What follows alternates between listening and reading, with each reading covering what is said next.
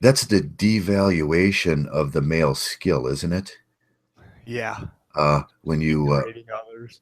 yeah, when you're not degrading, but male skills in themselves, uh, like plumbing, electrical, bricklaying, building, engineering. I was going to try to avoid that, but I didn't.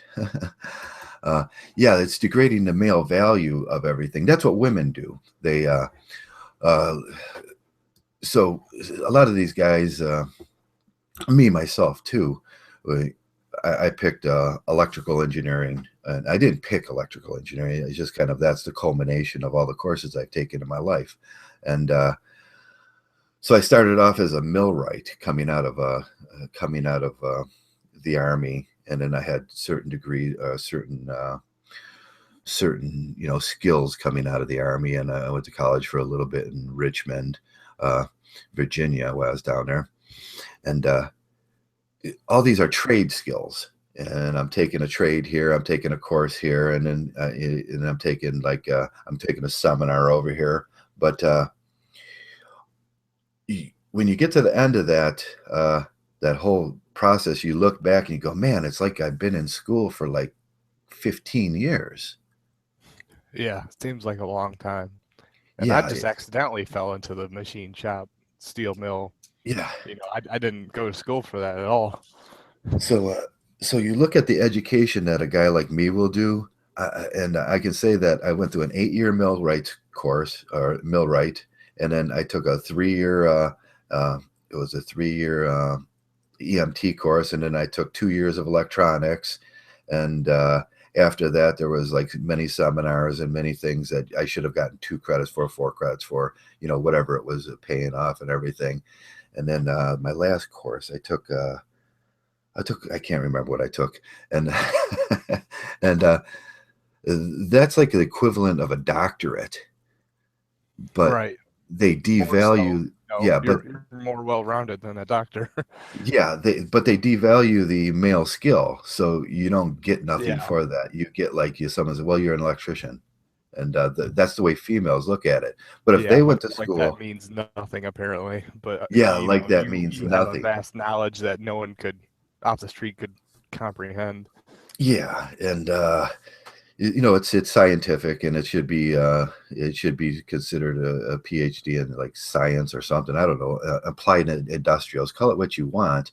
But if a woman went to school for 6 years, she would have a PhD and whatever in gender studies. But they devalue the male skill, and they Yes. devalue the male skill for reasons. Yeah.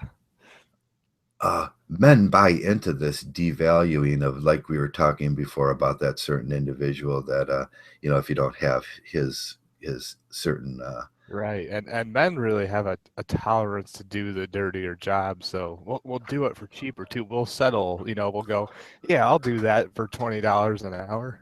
yeah, yeah, yeah, well, I'll do that for $20 an hour, 20, whatever. And we devalue ourselves. That's one of the problems that men have to start doing is value yourself more, value your trade Yeah. more, value what you do Self-worth. more. When when you walk in with your trade to something and he goes, well, there's a million guys out there, hey, there's a million women with gender studies courses too. uh, and I'll tell you what, you need me, I don't really need you, I can move around anywhere I want to go. So if from the inception, if men start holding their skills, these trade skills and these skills that are masculine with more value and not let women devalue them. Uh, and that's just it's just we need to start labeling ourselves a little better, like giving ourselves these fancy labels. Just a better naming convention is what you're Yeah, saying. Just to yeah, fluff it up a little bit. it's like you're not a garbage man, you're a sanitary engineer. Yeah, yeah, Because that's what yeah. women do. They fluff their shit, and they fluff their names. Oh, she's got a LSW 623 8 HBT1, and that sounds great. And really, it's just she had 3 years of gender studies. Oh, you're a poet. Yeah, you're a poet. You'll read a, me some poetry, a and as you 9X HD 27. Oh, yeah, you got an associate's in writing. an associate in writing, yeah, yeah.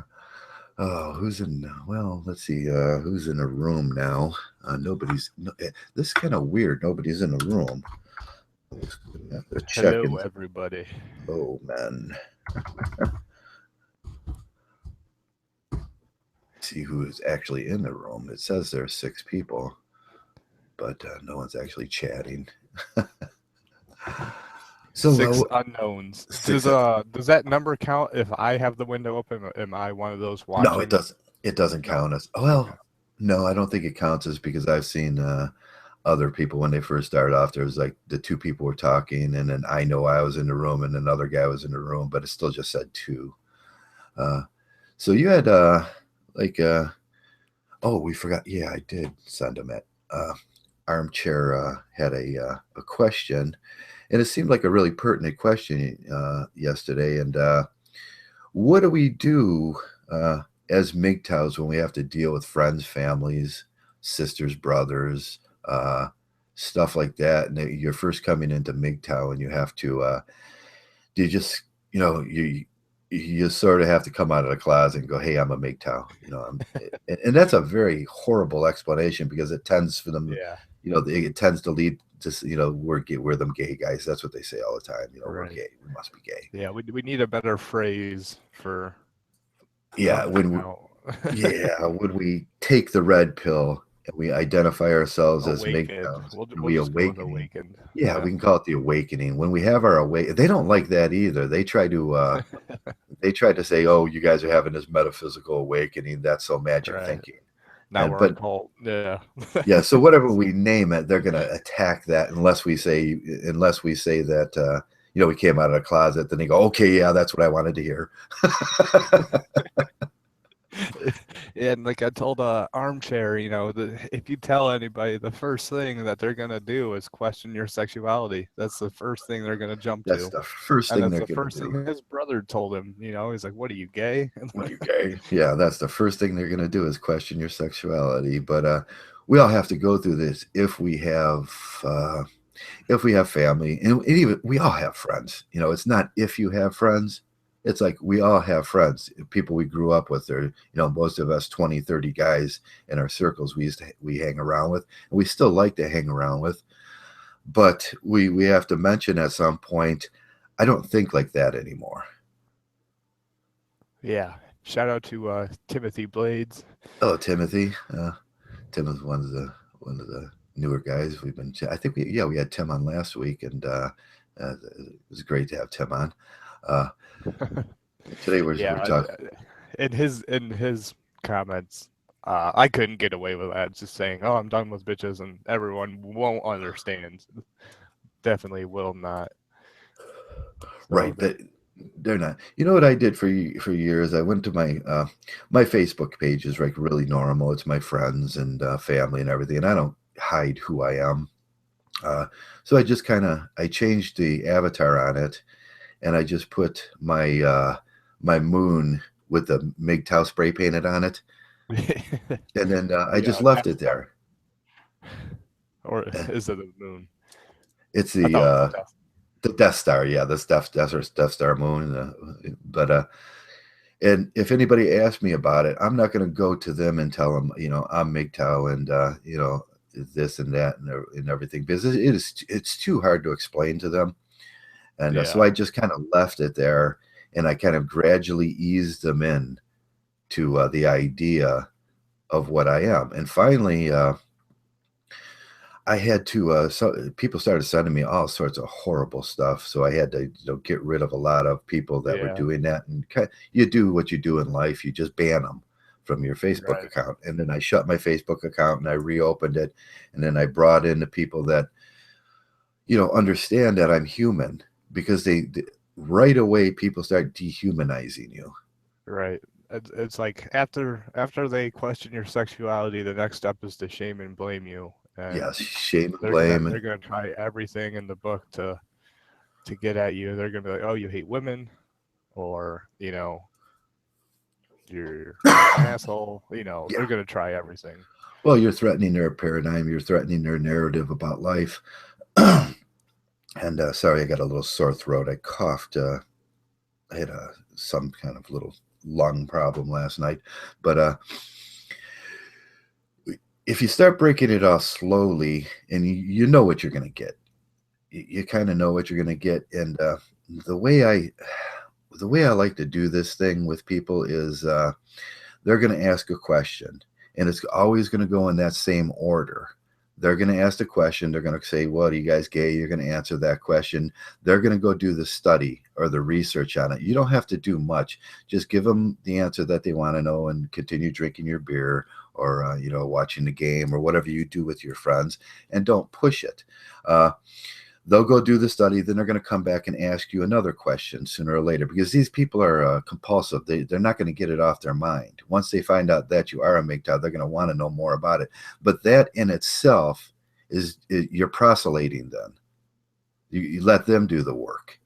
uh, Yeah, yeah. uh, I told Armchair the other day, and this is when you're proselyting someone, and we hate to use that, and I know people don't like that term, but that's what we do around here.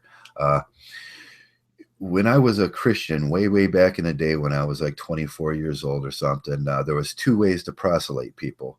There was you can go to the door, like the Mormons or the Jehovah Witness, and go irritate the fuck out of people. Door to door. Yeah. And yeah, that never works.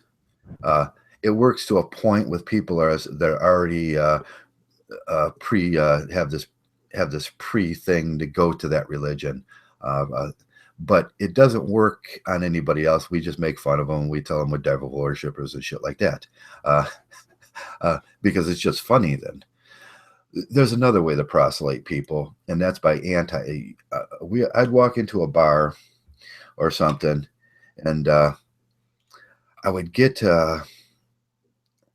I, I would I would go, that Christianity sucks, and Jesus Christ is fucking just a dead Jew on a stick, and he's a fucking asshole. And then I would get 9 or 10 guys arguing with me, and then I'd have everybody, and then that's when you need to be on your ball with with your with whatever I was doing at that time. I was a blue pill guy, so that's the way I thought. And then before you know it, you have 10 guys going home and reading the Bible, and hence and trying to one up you on passages. So hence you're proselyting them by their anger.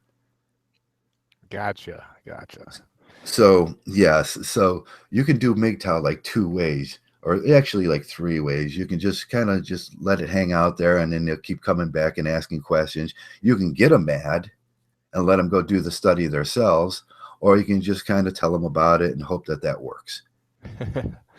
Well, I had a good chat with one of my buddies. All it took was several beers and cigars and hanging out and a few YouTube videos and Yeah. just me and him talking it over.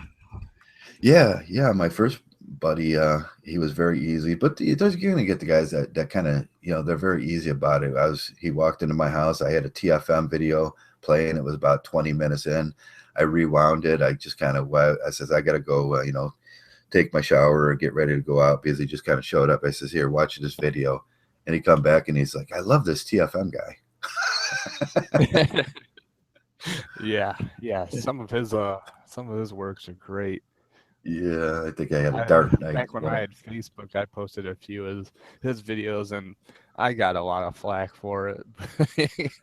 You Yeah. know, Oh I yeah. tried doing the thing like you did, where I just slowly eased my public profile into it, but eventually I just deleted it because Right. Yeah. nothing good could come from it, and Yeah.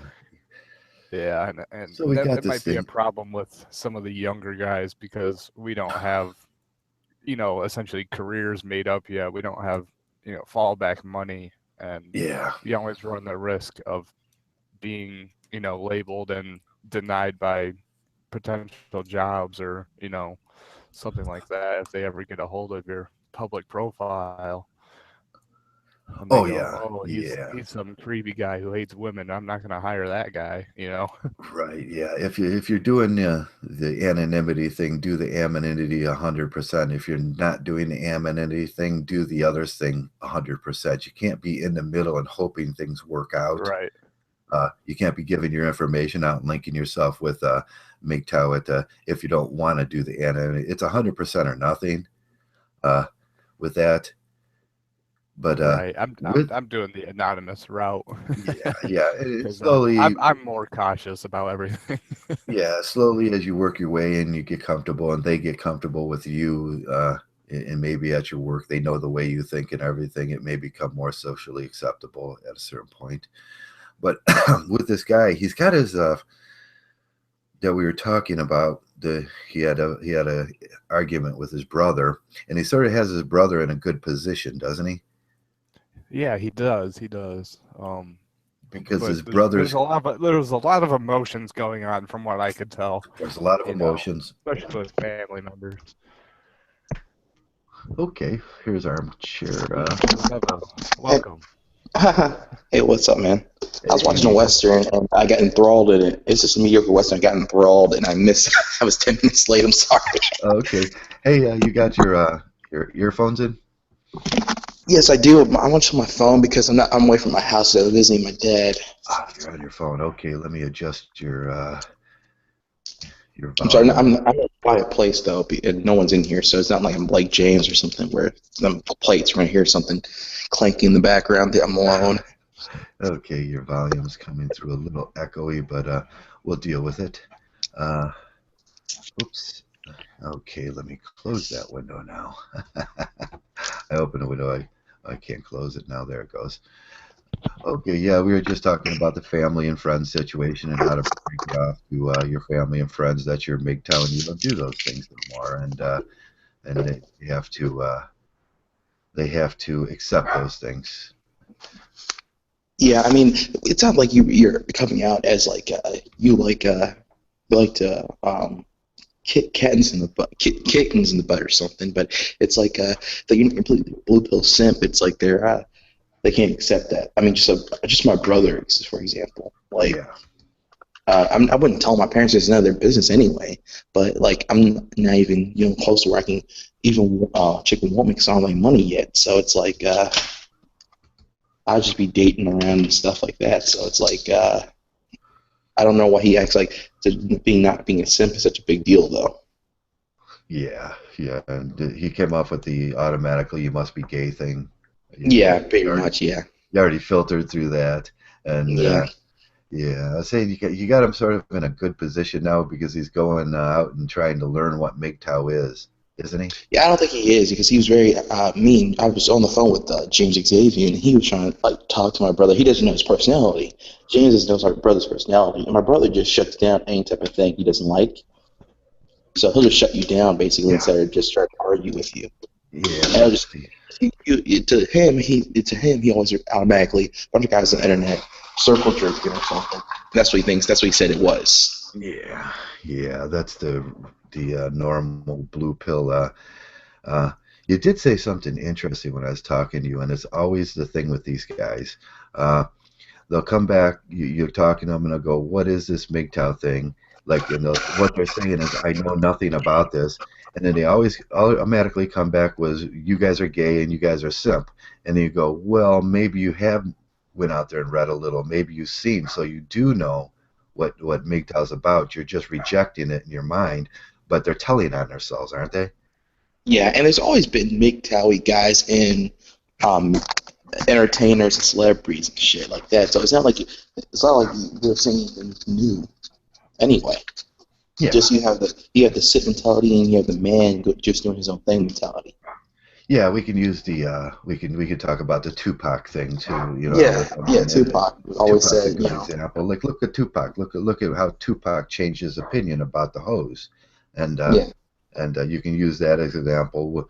Who do you want to But he always be? said Tupac might be closet gay or something, which is like ridiculous. Yeah, yeah. You He guys can go go on. and he changed his whole life. So it's like he realized that they didn't give a fuck about him. Even Yeah, though dude set him up, but there was a chick that went along with it. when you're set up. So it changes your outlook on like if all women love you, then no one women will betray you like that. No way. You know, they can just say, "Oh, just set me up." Yeah, yeah. Yeah, so we have examples, like mainstream examples we can give them and say, hey, look at this example, look at this example, or look at Nikola Tesla. Yeah, Who look at did Nikola Tesla. Yeah, and Isaac Newton. They never even slept with a woman, period, and they trade more society than any. I think most men that have like 10 kids, and so and also you have what Bill Cosby's going through. That's a story that's happening right now. And he was just my brother's like, well, he was let out of jail though. He was just sent to jail and let out. But it's like, don't you see how much power they have? Like they can just put a guy in jail, and they have more power than the actual police because they can put your ass in jail, and everybody believes that he's a rapist now. Yeah, They yeah. had him in a Well, consent video yeah, of look Aaron at the power they Hillary. have and everything. Yeah, look Have at you seen? the gun in Yeah, the room. You can explain the gun in the room to them to too. him. He's like, but everybody has a gun. I said metaphorically, I'm saying women have the more bigger gun because you don't. It's like going. It's like in the Wild West, and you don't have a gun in the area. That guy's, you know. Yeah, you have a gun, but you don't have no bullets to fire. You don't have thug enforcers. Men don't have. Yeah, it's like You there's no are the rape enforcer. men looking at women. I mean, with women looking at men all crazy. There's no Yeah, serial posters of women, so I don't know what he's talking about. It's just totally slanted for women. They can just say whatever now, and they've got and since the '90s with the TikTok thing. Ever since the '90s, they've gotten out of control with it. yeah, yeah. So it is a little bit of problem. You know? You're gonna have to work through this as a new MGTOW, and it's different for everybody how it comes out. I think. With me, I have a family of I've told you I have a very large family. It's 9 kids, and then adults and everything around. So Right. each one of those guys are going to take it differently. Some aren't going to talk to you. Uh, some are going to talk to you. Some are interested. Some are not interested. It's not like I go and proselyte them either. I'm not proselyting nobody. If you don't get it, hell, there's a lesson to be learned out there in life. You will get it sooner or later, Hmm. and that may take you from 6 to 60. It may take you anywhere in that range, but eventually you're going to get it. Uh, Hmm. Right. well, some men do die simps too, and Yeah. but Well, he's like, I sold a penny of chicks and none of them never accused me of rape. But it's like, dude, they could though. He doesn't, and he's had that situation with chicks. He doesn't want to bring it up though. yeah, anytime a woman wants something, if she desires another, if you're in that relationship thing and she desires another man, all she has to do is call the police at any moment, do the false accusation, say you hit her, and all your shit becomes hers. You lose your living space, and you go to jail. Yeah, That's a exactly. that's a huge gun in the room there. Uh, and these guys are going to say, "Oh, well, that doesn't happen."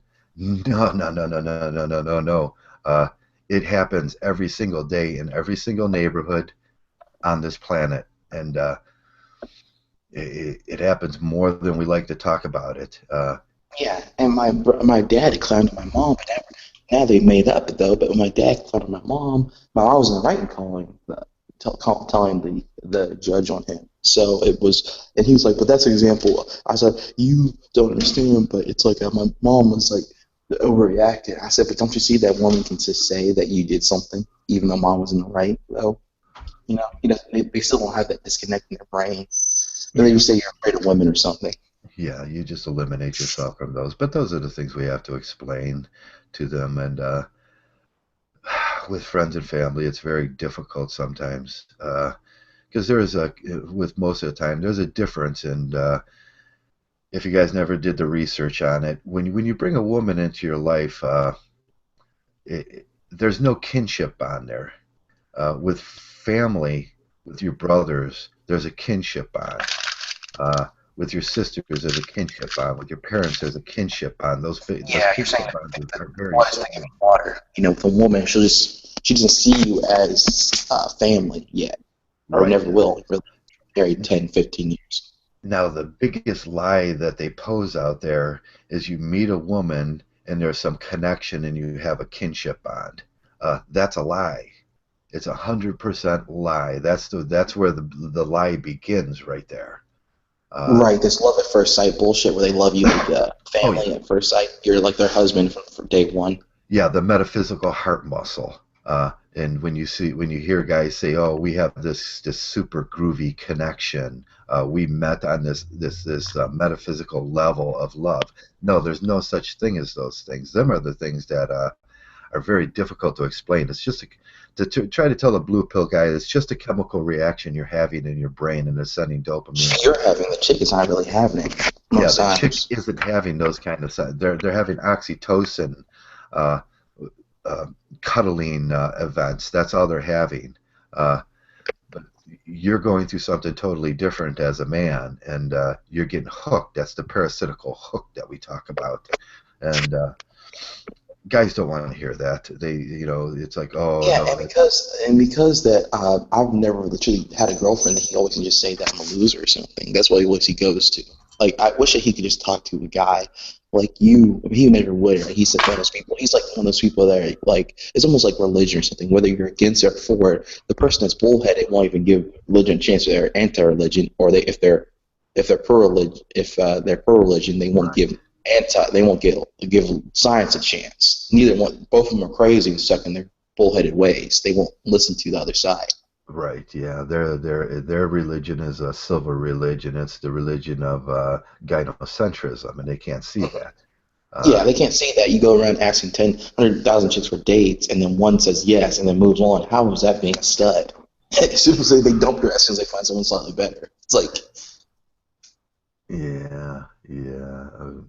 I wouldn't even advise going out and let the women come to you, and they will. If you're that whatever level you choose to be at Mgtow is your level. But hey, we had a guy, the True Sherm, come out this morning with right, an he has a episode. kid. He has a kid already, and Yeah, yeah, he went to make out though. yeah. He come out this morning and said, "Hey, Mgtows, you're right. I went out.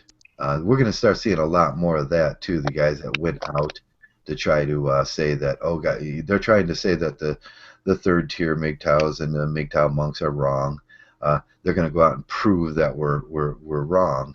And then we're going to start seeing a lot more guys come in and say, "Hey, yeah, that shit happened, even though I said you were wrong." Saying I'm wrong means nothing. Uh, so these guys are going to start coming back in, and they're going to need, the sympathy pat and say, "Hey, it's okay, you screwed up. Move on with your life, and let's get it going here." And that's what MGTOW's about: building a life that's better than what you could have had. Because when you look at what you had in that blue pill, I'm gonna date, that purple pillish, you can know all the MGTOW in the world, but if you're not applying these things sensibly, you're going to put yourself in those positions where you're going to get hurt. And we can see with the True Sherm, man, the dude's down now. He's hurt, and he didn't believe it. Now he believes it, but it came through a lot of pain. Yeah, once you have a kid, man, you're done. You can't. You're truly not a young guy that could have prevented that shit if he just would have, essentially kept it in his pants and not have made a kid. Now he's stuck, Now because you he's can't stuck. undo a kid. You can almost undo a marriage better than a kid. Yeah, yeah, yeah. With kids come, You're essentially married to the chick, whether you know it or not. You gotta have yeah, a right. With the kid comes, and I always say I would like to have kids, and kids are great, but they come with females. And yeah. if you got a parasitical female, that's like I'd like to have a garage to work in with a room instead of a house with a garage. I'd like to have a Yeah, garage with a house. a pet, you just buy a bird or a dog or whatever, and Yeah. it doesn't come with anything else. Yeah, I don't need these things. If I could have just a big garage with a room off the side where I can make my coffee and feed my dog, that would be great. But they don't build houses that way. Yeah, Uh, they want to pass their genes or something, and they don't realize that it comes with a woman in modern day society, which yeah, is a nightmare.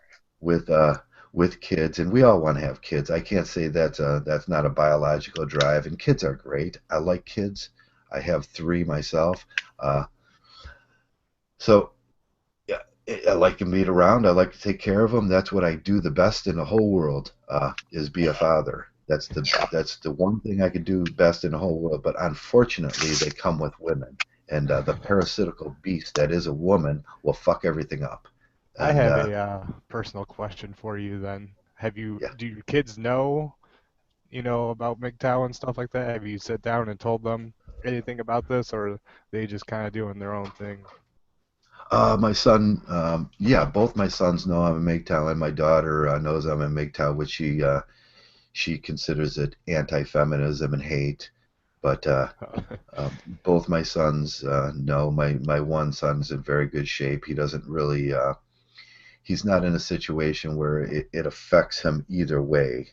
Uh, my oldest son, he applies a lot of MGTOW knowledge to what he does. So he's like a level 1 or a level 2, wherever that lands. It's up to him in life. I'm not going to go out and push these things on my kid. Right, Uh, right. What How about your did daughter? that She's a go? feminist.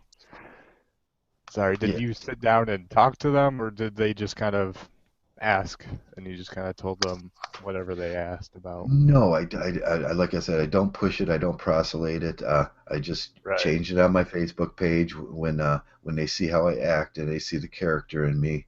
Sometimes they'll ask, and sometimes they'll come around and they'll ask, "What is this thing you do on YouTube?" And then I'll say, "Well, I'm a MGTOW," and then they'll ask what that is, and we've been through all these conversations, so they don't ask anymore. And then I'll kind of give them a light explanation. And you got to do this like a father. There's a difference there between what I can tell you guys and how I have to treat my children. Uh, and I say I don't do these things. What I say to them is what I'd say to you guys is I don't do these things with women that would provide embarrassment to this family. Uh, and okay, so they'll kind of leave it there.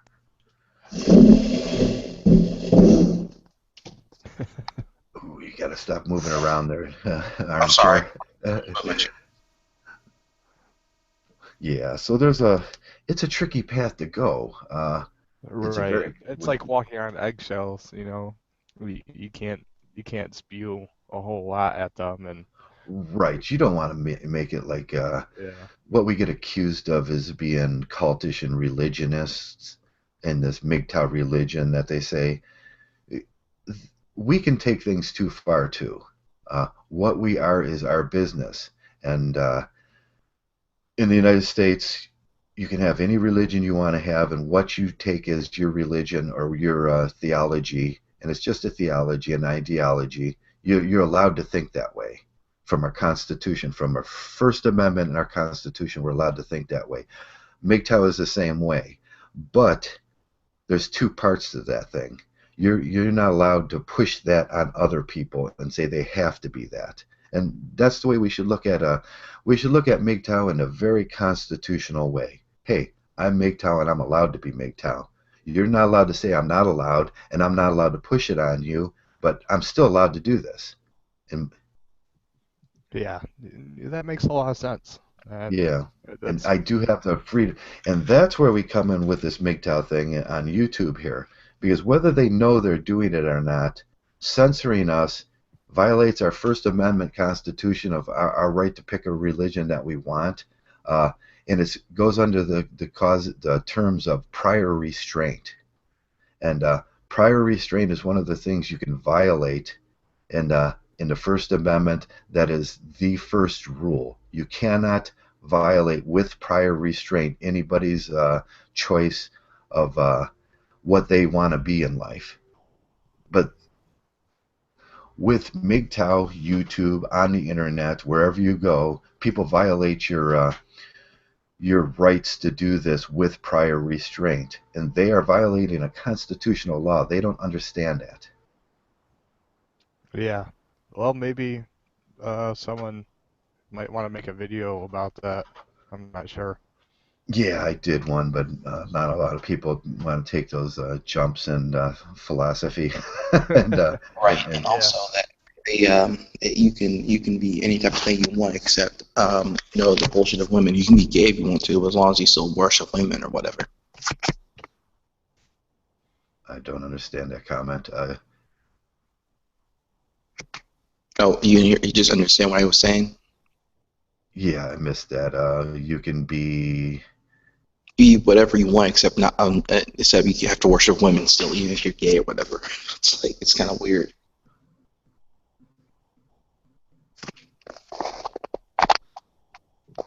It's like they came up with the video where the gay guys are touching a woman's like genitals or something. I'm like, why the hell they want to touch a woman's genitals if they're gay? Oh, yeah, you're talking about they did that video like touching a woman's genital. It's for a gay guy that would seem repulsive, and they did that video like, oh, look at the gay guy, he's going to touch a woman's genitals, and then see what the reaction was. I really don't understand that.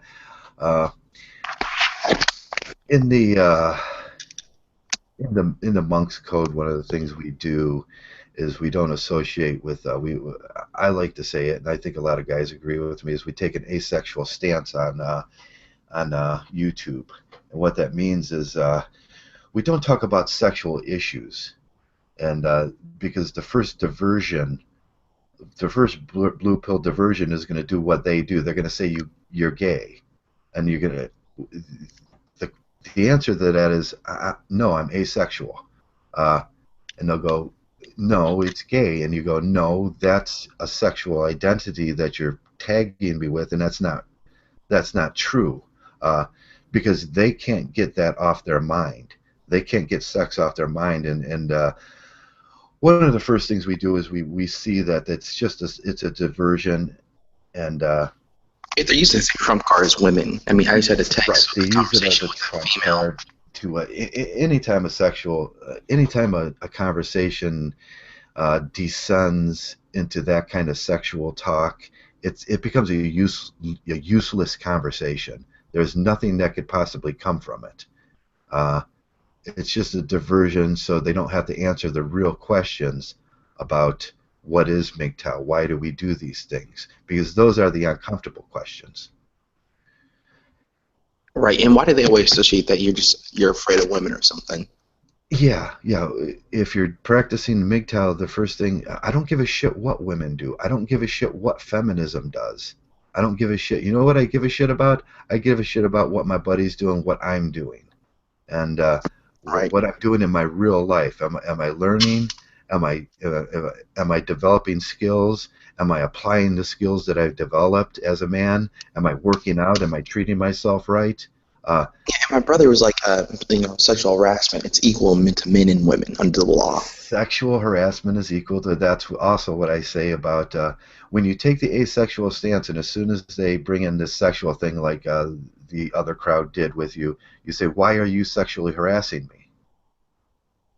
Right. That's when they're not going to get it. They're going to tell on themselves, and they're going to go, if you go out and you start talking sex around a woman, whether you believe it or not, you're sexually harassing her. If a woman comes around you and starts talking sex about around you, and it's unwelcome, she's sexually harassing you. If you bring sex to an asexual in any form or shape, it's sexually harassing them. And that's what these guys got to understand. There are codes in this ethics and morals that we live by in a society that they violate every day. So bringing gay as to Mgtow as in that form and shape where they're simply talking about sex is sexually harassing the rest of the members, and they don't understand that. Mm-hmm. Right. I had a female over line, just over set. She's a classmate, and she was like, wanted me to. I was helping her study a little bit, and I was like, "You need to pay me or something." And she always brings up sex or something. Yeah, that's where it becomes. Well, that's sexual harassment. Can't you see? She'll think that it's a monetary exchange. Yeah, she thinks that. Yeah, she wants to. She brings it up because that's what she wants to do. Right, and that's why we say and that's the hardest thing to. I told you the story, but it's just that's how you continue with her. I just you owe me money, and she brings up like you're mad because I don't want to have sex with you. I said, what? I didn't. You're the sex, not me. You're the one that's dealing sex as a trade. They're all prostitutes in her head, and all blue pill guys, they're accustomed to hearing that the payment from sex, and that's where it goes a long way from there. Them strings and those strings that you've attached and bound to yourself will go into marriage, dating, and that's the way a woman. When we hear these guys say, "I got this woman in my house," like Sherm this morning, he says she's not paying any of the bills. I'm paying the bills. And you know why she's not paying any of the bills? Because you took sex as a payment. Then you put $1 in one hand. You take all that sex you had in the other hand and see which one fucking weighs more. And then A woman's body isn't worth much. Right. It's not worth nothing. Sex is just an equal exchange of metaphysical happiness. We made it like that. Even Yeah. the pimp culture, we made it value. Yes. These traditionalists are taking prostitution for trade, and they don't see how immoral that is. And that's why we take the asexual stance in Mgtow. Yeah, we're asexual. We're not. It's not. There's no. And asexual sounds so dumb person that it's about sex. It's like, no, bacteria doesn't have a sexuality. Right. Bacteria doesn't have a sexuality. Right. I mean, I had a teacher. She brings up with sex with bacteria, and bacteria just exchange DNA. And she compares that, and she wanted to compare that to human beings because she's a typical foreigner, feminist woman. That sex is a benefit for a woman. Really, deep down, it's a benefit, but they can't admit that. That's what it is. Yeah, because that's the way they take their form of payment, or they're giving that form of payment. And that payment weighs nothing. That's just a metaphysical happiness. Anyway, the service has less sensation anyway. Yeah, let me introduce Shining Light is in the room, and he changed his avatar again. Okay, I can't see it. It's blank. Yeah. Oops. There Greetings, gentlemen. Greetings. What's the topic of conversation this fine day, this fine summer day? We're talking about how to break it off to friends and families and people, and then we're talking about the development of that, friends, families. How do you deal with that? And as a Mgtow, you could take a very anonymity, or when people do find out, and they are going to find out because they're going to notice a change in your character, how we break that off to them. You have a lot of friends that you've had to have these unpleasant and pleasant conversations with, haven't you? Well, first of all, if it's men you're telling to, they're going to understand anyway because they know exactly what type of shit going on. All the men I talk to Mgtow about, they love it. They want to know more about it. I link them videos. They can't get enough of link them messages. I forward them mine. They're intrigued, see some of the things I talk about, and all grown ass men, why are you backing away from telling your family anything? I tell them anything.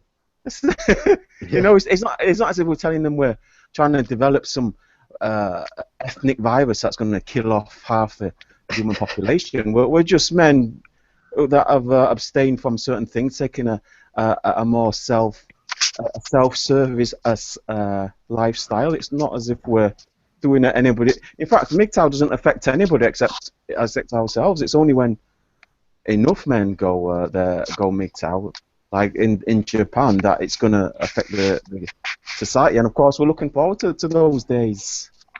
Yeah. I just shared the controls with you, by the way. I appreciate that. Okay, so it sounds like someone's munching on some lettuce back there. What's going on? Yeah. Okay, who's eating the potato chips on air? It must be my hand on my phone, maybe. Yeah, and what kind of potato chips are those? Did you bring enough for everyone? Did you bring enough for everybody? Yeah. Exactly. Think of your brothers. Yeah, so it is very difficult, but I'm not shy about saying I'm a Mgtow, and one of the first rules of Mgtow is you got to become a shameless person, because shame is what drives us back into the blue pill world. Okay, well, let me try and gauge what you're trying to say. I mean, I can't see it as being difficult. I mean, if I told my mum or my father, the only reason why that conversation would ever come up is if they said, well, why don't you find a wife? We've got a nice girl for you here. And I'll tell them, well, just leave that out. I'm not bothered. And then they'll say why, or even my auntie asked me if I wanted to get married as well. And that's the only time the conversation come up. Oh, I think my auntie would be shocked if she watched some of my videos. Oh, women are evil. That would be funny. My auntie, she loves me. But that's the only case where the conversation will come up, and even then, I mean, what exactly are they going to say? I mean, what they're going to say that you're gay? Yeah. So what? So what? Yeah, you're a grown-ass man.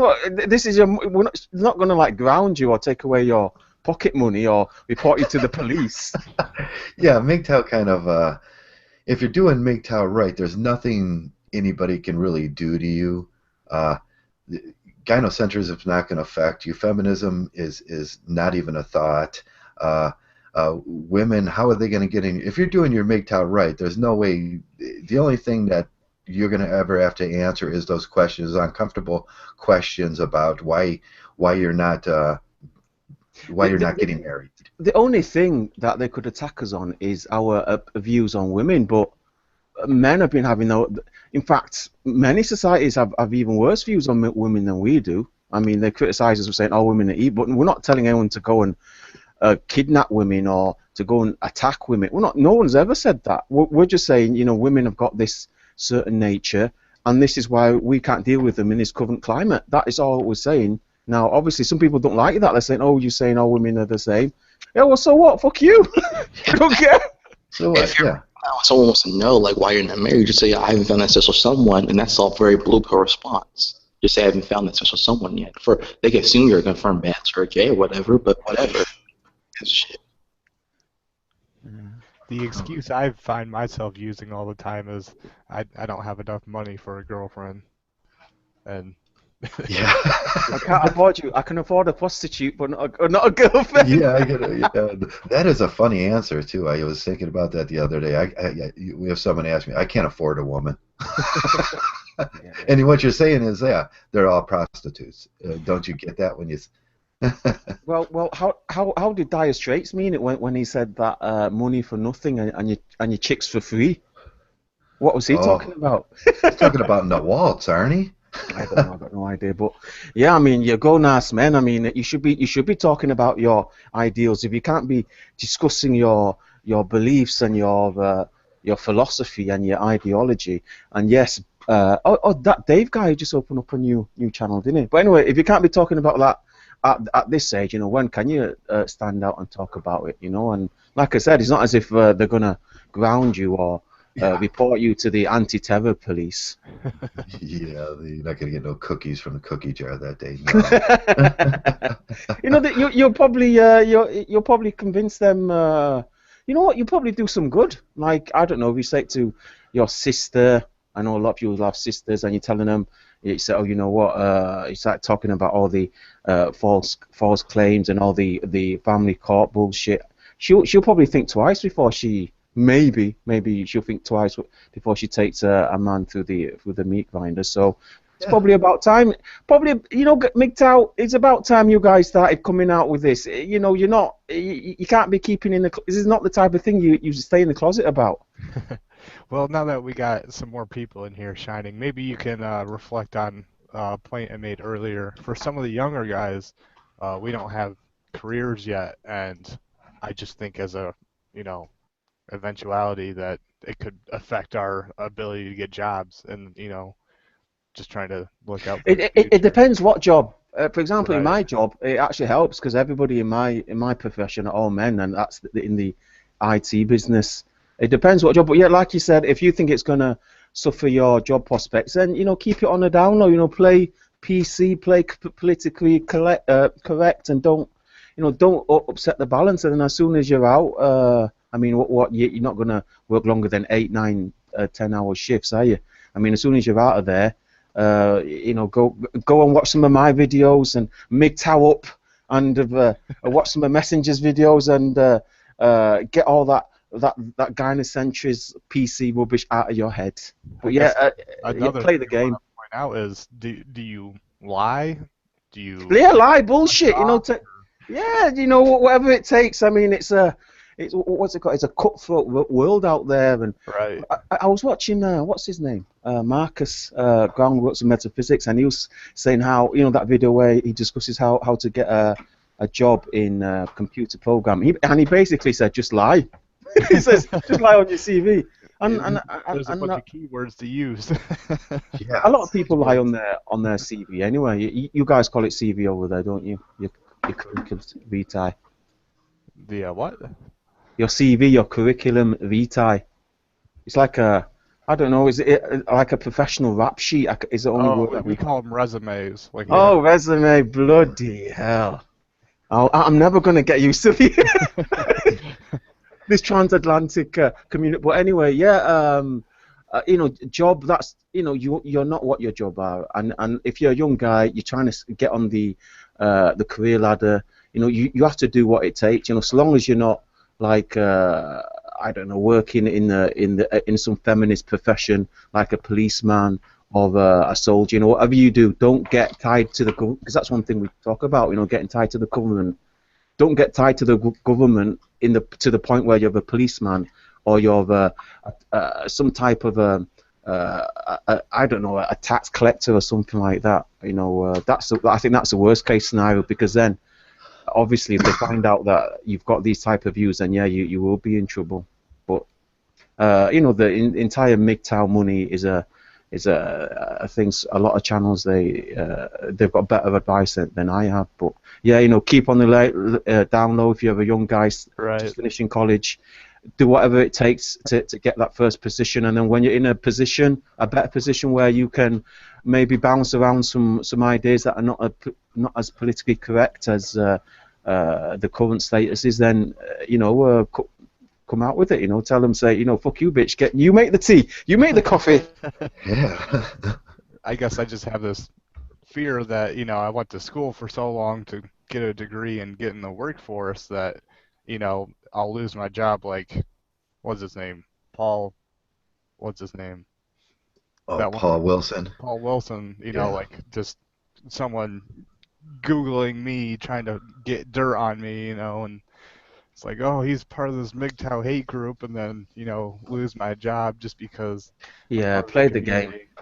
Play the game. Get on that step ladder. You know, establish yourself nice and strong. And I mean, there's always a in between. We had that. What's his name? Remember, Knowledge is Power. He was like a supervisor in some like quite a substantial company, and he was you know, when you're in a position where people have to respect your point of view, I think you don't have to be as I mean, it's a vicious world, isn't it? You have to play. Right. Yeah, you got to keep Especially your when you're hands strong. disposable. Oh, Zeta's there. Greeting to Zeta. I think we have to apologise. Zeta had that Monk's hangout, which nobody turned up. I was waiting for it to start. I had no idea that. I don't know if he was expecting me to join in, but yeah, 11 p.m. I'm in bed, guys. If you want me to come on, it's got to be before 11 p.m. I'm an old man. Yeah, I lost that too. I wanted to apologize to Zeta too about that. I got wrapped up in just a bunch of things, and then I looked up and it was like 11 o'clock at night, and I was like, oh shoot, I missed something here. Yeah, never mind. That's a pity. Yeah. Oh, we've lost the armchair. The Yeah, we armchair did. revolutionarist. Yeah, he had some problems with his brother, and he was trying to figure out how to break that off, that he was a MGTOW. And His big brother. Oh, we should have come out with more details, because there's not like, in this type of situation, there's not like one rule that there's not like one size that fits all. He should have come out with some details. Obviously, there's some dynamics that we don't know about. oh yeah. Is my sound okay? Oh, it's Yeah, it terrible. sounds good to me. Oh, You need a new PC. You need a new microphone, and you need to cut wish. down on those cigars. It's ruining your voice. Yes, I do. I have a slight cold this morning. I had to change out. I changed out my headset just a few minutes ago because the headset just it just went out horribly during that, and now this new one sounds like very. Warhorse is saying if I'm an old man, then what is he? Warhorse, you're the sage, man. You're the sage. You're like you'll live as long as the trees, I reckon. Yeah. Well, who wants to live forever anyway? Nah. Not in this shit place. Yeah. Well, yeah. If Armchair wants to come back, he wants to discuss some more. I'm sure I sounded quite insensitive there, but generally speaking, yeah, I mean, you have to stand up for yourself, guys. But Right. specifically, like the Oracle said, if you're trying to get a job or something that's nothing to do with your personal life, then Right. yeah, you have to play the game. You know, you have to be smart. You have to get your roots in, and then you can start, branching out and putting your little print on life, so to speak. Yeah, Yeah, Mgtow's and for us working men, we're gonna have plenty of coworkers, especially in the types of jobs that we go into, and they're gonna have questions. Mm. yeah, But yeah, Mgtow's it, like I said, generally men, they need to hear this. They love hearing that. They're looking for this message. yes, Yeah, it is. especially the men in the steel industry. There's divorced guys and guys who aren't divorced yet. That's all I work with. Yeah. Anyway, you guys check out today's Mgtow videos. It's a look. Oh yeah, I You like that guys one check out today. you sent me this morning about Ah, yeah, True the Sherman. true You, Sherman. you remember that guy way back last year? He's been around for a while. Yeah, yeah. He's So got. He's pretty funny. The guy. He's got some comedy, but he hates us. He doesn't like the monks. I don't think he's with the transgender group. He is. yeah, he says he's a Mgtow 3 now because he learned his lesson, didn't he? Yeah, level 3. I know. Well, you was hoping there'll be more of those videos, those guys that leave and then come back, but because we see that generally Mgtow channels, they don't last longer than a year.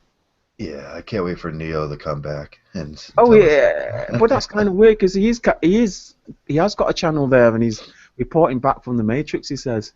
He's reporting back from the Matrix. Yeah, gonna tell us how things are. Eventually, it's gonna happen where you're gonna, as a Mgtow, you're gonna look up and you go, oh man, this woman has just taken over my whole life, and that's what we said was gonna happen with True Sherm, and he says, there's no space no more. There's no nothing's his. There's no space, and as soon as the first bad thing happens, and we have to move from job to job sometimes, or what you do in life that ends.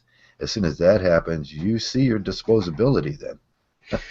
Yeah, but we don't know what that guy's situation was. I'm not sure. I think he moved back in with his ex, with the mother of his child. So Yeah. I can't blame him 100% because he wants to look after. He wants to be a father to his child. But if he was like with another woman and he moved in with another woman, then yeah, you should know better than that at this point. Yeah. So did you guys listen to Heartburn's cast last night? I was on for a little bit. I came in at the end of it and caught the end of it. Yeah, Heartburn, you need to get more guys on. I think if you put more guys on, there'll be something to bounce ideas off. Yeah. He went after Ridley again, didn't he? Or Riddle? Oh yeah, Riddle, the pastor Riddle. Pastor Riddle, and he's going to show us how to do the Mgtow. I was hoping he would have the pastor on to do a debate, but he said he's retracted his invitation. It would have been nice. It would be nice to get any type of person from the community on. I think because the main charge, and I think one of the best things that came out of Heartburn's little rebuttal or the response to Riddle's little speech there was, as a community, as anybody with any authority, there is a certain responsibility on you. Like, for example, our president, our prime minister, all this shit that goes on in the courts, they have a huge portion of that blame on. They are to blame for what's going on. Any shit that happens, the person with the biggest responsibility has the biggest blame. And I think with community leaders as well, not only with Christian and Muslim and Jews, but also with the secular leaders like the chief of police, the senior judge, anybody in a position of power today has some level of blame with what's going on. I mean, you guys had the chance, or there was a time where you had to make that decision where you knew a woman was lying, or you knew a man was suffering, and you thought the man was a lesser priority than your job, and that's exactly what goes on these days. Yeah, yeah, exactly. That's what that's what we've seen in the courts and everything like that. These guys, their decisions are just multiplying the problem, and they don't see it from any sort of male-centric sort of view. And it's all gynocentric, and they're the problem, but they're going to get it. I don't think they're going to change anything or change the way they think about it. It's hard to say. I don't know. The only thing I can see happening is a lot of senior judges they've been resigning. A lot of judges are resigning, and the thing he just resigned as well. The home or the minister in charge of work and pensions in the UK, he just resigned. I think yesterday or the day before. Something what's going on. That's all they can do, really. These people, but they should speak out. I think they're afraid if they speak out, they might get something. They might get asked to resign, and they lose their pension or something like that. Because after these guys, they finish their position, they get this huge pension. Like a prime minister, even though he only serves for one term, like he'll serve like 4 years. Thereafter, even if he's just like 32, which obviously they never are, he'll get like £250,000 a year just for doing nothing. Oh, that's a good pension. Geez, 4 years. Yeah, and I wonder how much your prime minister, your president gets after. And how much is George Bush getting now for just playing golf and fucking the country up for a couple of years? Oh yeah, yeah. You know how much they make for a single speaking event too? It's outrageous. Yeah, but even if they don't do anything, they get paid. It's like even if they don't do anything. It's like a retirement payment. It's crazy, and then the type of problems our countries are suffering, like homelessness and sickness and stuff like that. It's something's not right here, guys. Yeah, isn't that what brought Rome down? Yeah, I mean, this is something we say, isn't it? I mean, Rome fell. You know, it's quite an interesting topic of discussion. Is the fall of Rome? Yeah, it was aliens. Aliens attacked. Aliens, and they started building pyramids on. Okay, yeah, yeah. But if you do any research into Rome, you know why it fell, because they had this huge social system with all these ex whatever you call them, congressmen, and they were paying, and they were giving them parcels of land, and that spread out into what we would call, the Germanic tribes and the Gael tribes. At that point, and they had this huge responsibility to, and it was the social system and their political system that was tearing down the rest of the Roman society, and we have the same thing now. It was, I would argue, it was a lot of little things. I mean, after, I think the Roman Empire developed into the Byzantine Empire. And then they were spread out quite thin, and then a series of little wars ended the last of their money, the last of their armies, and the last of their influence. And I think if you look at America, that's exactly what America's doing.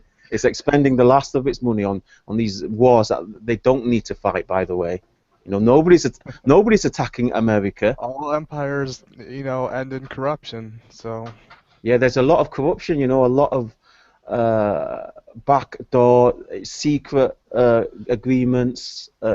People that think, the ship's about to sink, so I'm going to take what I can.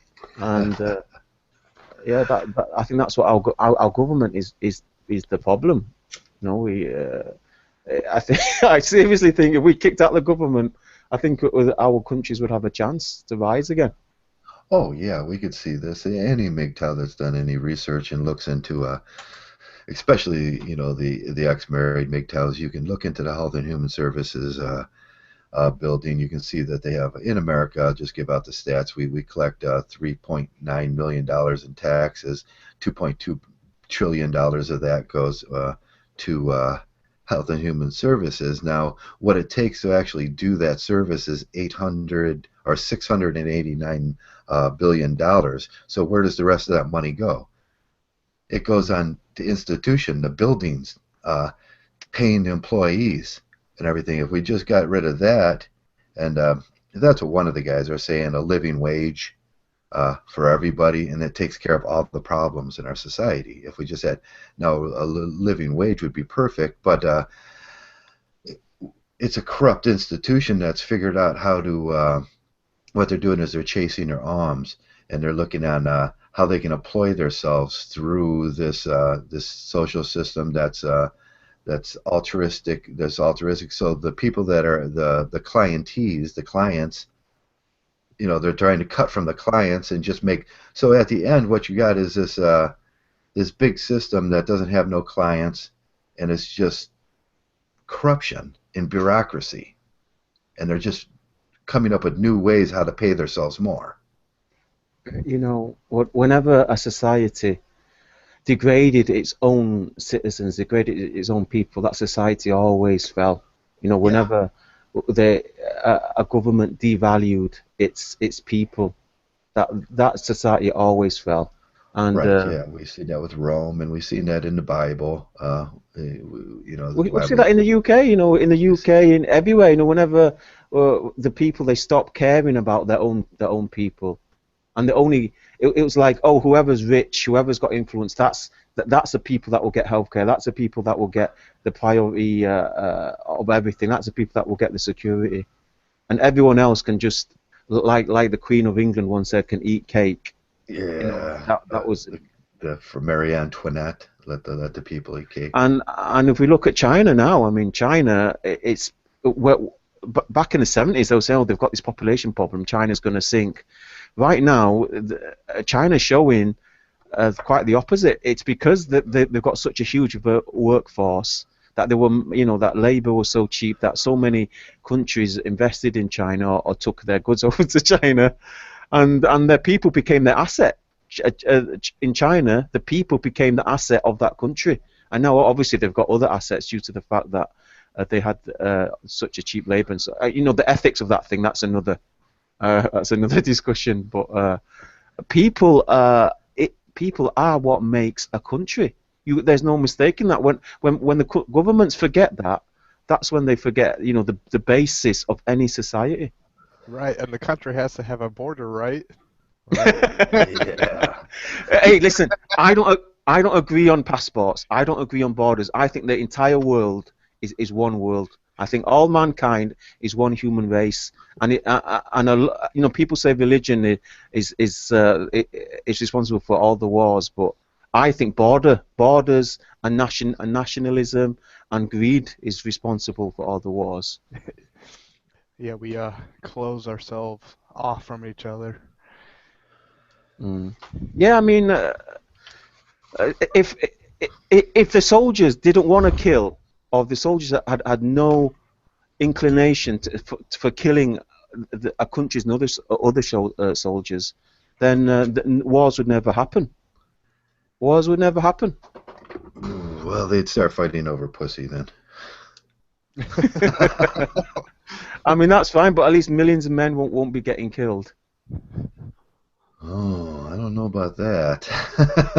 Yeah, millions of men don't die fighting over pussy. Maybe maybe there'll be a couple of black eyes and bloody noses. But Yeah. I think that was good. I mean, it could be the most destructive resource ever. I think that was good because then the police was left out of it. I mean, let's think about two scenarios.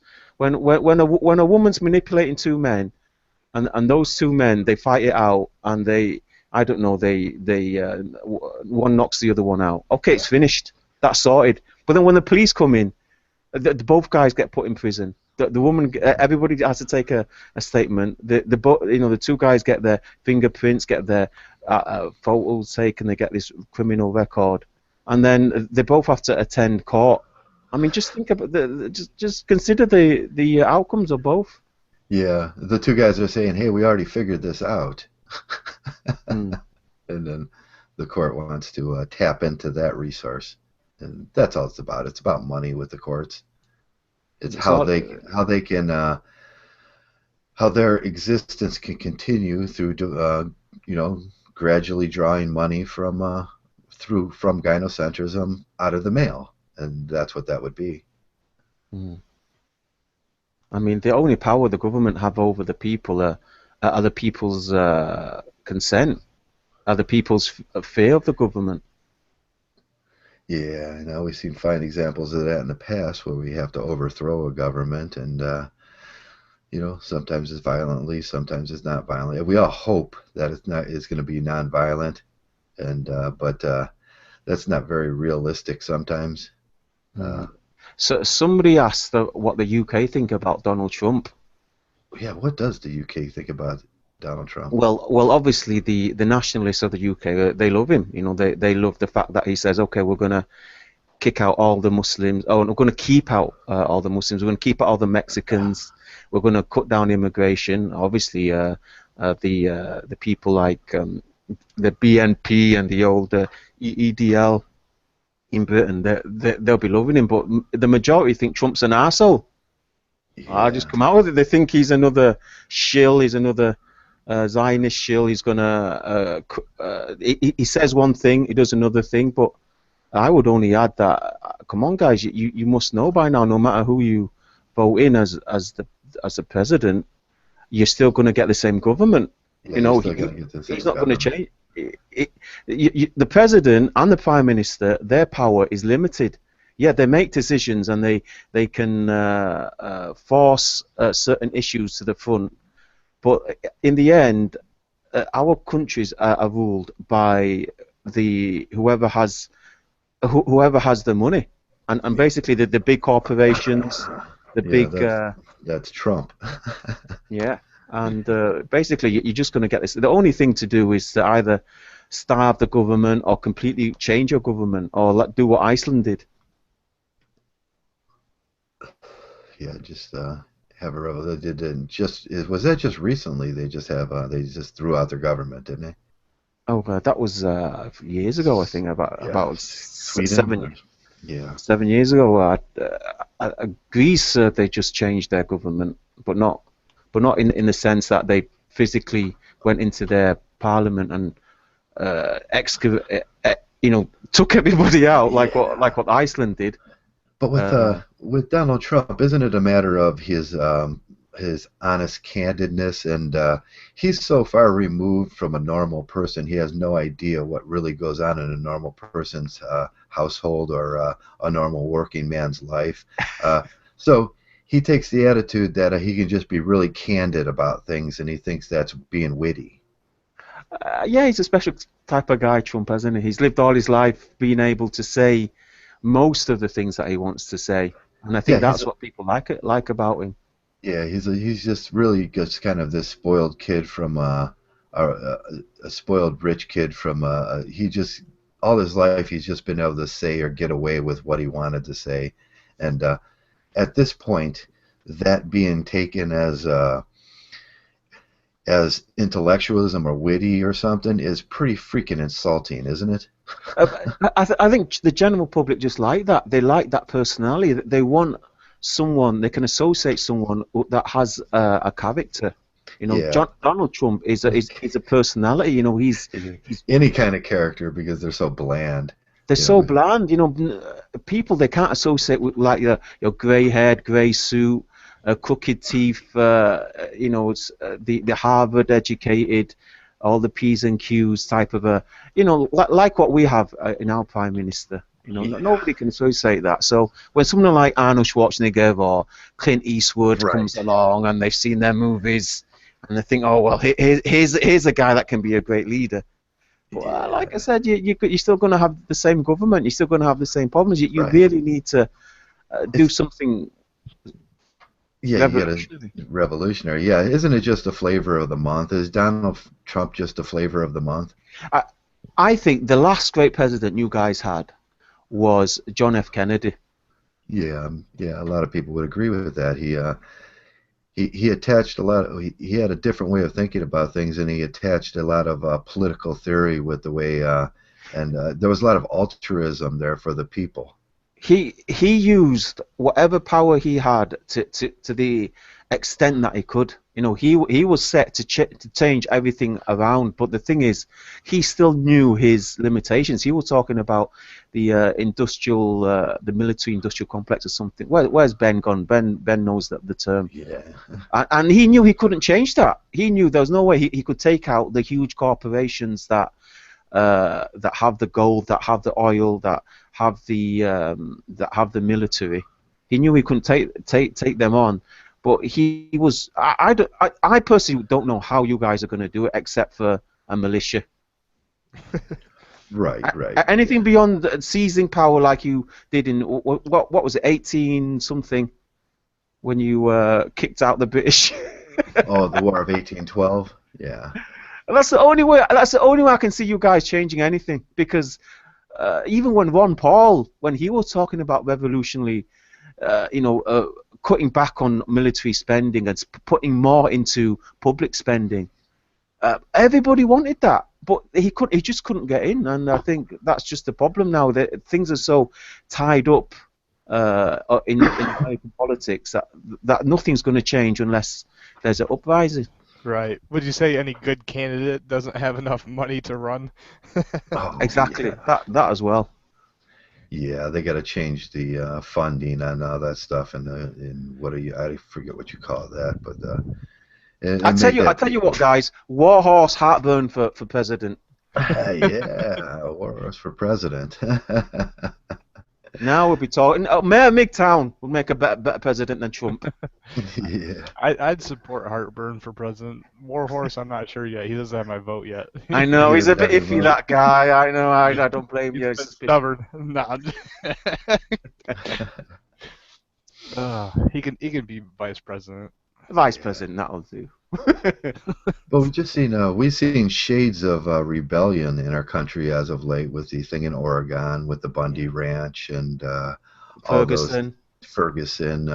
These shades of Detroit. These shades of rebellion are popping up now because people are saying, "Hey, you guys are forgetting about the people." They have to. They have to. I mean, people are I mean, am I wrong, guys? People are getting killed. People are getting shot by your government. People are on the street getting shot. Unarmed people are getting killed. I mean, when you're dying, what else is there left for you guys? When you're getting killed, I mean, I know people are saying, yeah, but he was stealing some soda, and he was a crackhead or something. The fact is, you can't be living like that.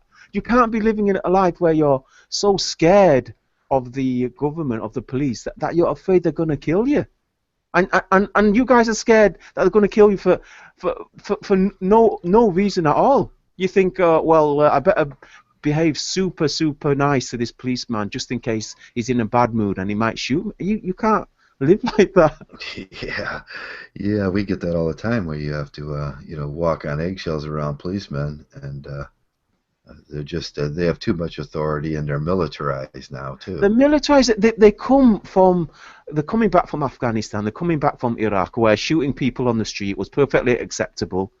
Perfectly acceptable by their senior authorities, and then they're coming back, and they've got this rhetoric that they're hearing from their seniors, that we need to be tough on crime, we need a zero tolerance. So they're going to do these things, and I don't see it getting better. I don't see it getting any better. No, but not until someone it always it's going to take an act of violence, and it's going to take you've got to throw the tea back into the sea, or John Brown's going to have to take do another Harper's Ferry. But if they're shooting you anyway, and they're arresting you, and they're maiming you, and there's false arrest, there's false imprisonment, there's extortion, they're taxing you to the point where you're homeless. I mean, how bad does it have to get for you guys, really? I mean, over in the UK, every year I think there's going to be a mass fire. Do we need a real life Robin Hood? Jumping around and stealing from the tax collectors. Yeah, I think right now, I don't know. I think there's so much propaganda. People are so quick to believe propaganda. I mean, if a Robin Hood, if mass media or social media existed back at Robin Hood times, but the government would just label him a terrorist, and they would make up all this shit. Oh, you know, he killed 6 kids and raped 7 women, and all of a sudden, you know, I'm a skeptic and computing forever. They'll be saying, oh, you know, guys, we have to condemn this terrorist, this Robin Hood. Yeah, he's a rapist. He's a rapist. You know, they pull out the same silver bullet in the press that they pull out for men. When you think about it, the same thing the courts use as a silver bullet. He's a rapist. He's a pedophile. He's a child abuser. He's this. He's that. You know, or he's just an abuser. Society pulls out those same silver bullets when they figure out they're there. The same gun in the room is always going to be there. Mm. Yeah, guys, you need to think for yourself. I mean, it's you know, these very same people that say, you know, the rational and the logical. These are the same people that just jump on any bandwagon the government feeds them. I mean, come on, guys. You talk about the red pill, you talk about the Matrix, but you guys are all following exactly the same narrative as the mainstream media. Yeah, wake up. Yeah, wake up, you bastards, before they shoot you dead, or you're homeless. Yeah. Yeah, well, Americans are too busy distracted with their politics and their celebrities and their combine harvesters that they don't care about. Most of the kids now, it's just, hey, give me a video game and some cheesy puffs and I'm happy. I can understand that. I mean, anyone can understand how somebody wants to live a peaceful, comfortable, furnished life. But I think it's getting less and less comfortable for people, and I think that's why more and more people are willing to rebel, to protest, to break government policy. I mean, it has to get to a certain extent. Tyranny and oppression has to get to a certain extent to a certain amount of people before there is a revolution. That's my opinion. And the government's probably thought this through. They probably thought, well, what will happen if Americans don't get their beer, if they don't get their football, they don't get their sports, they don't get their potato chips. You know, so long as Americans get these things, they won't bother us. You know, they won't come out into the streets with their guns. Touch my beer and chips.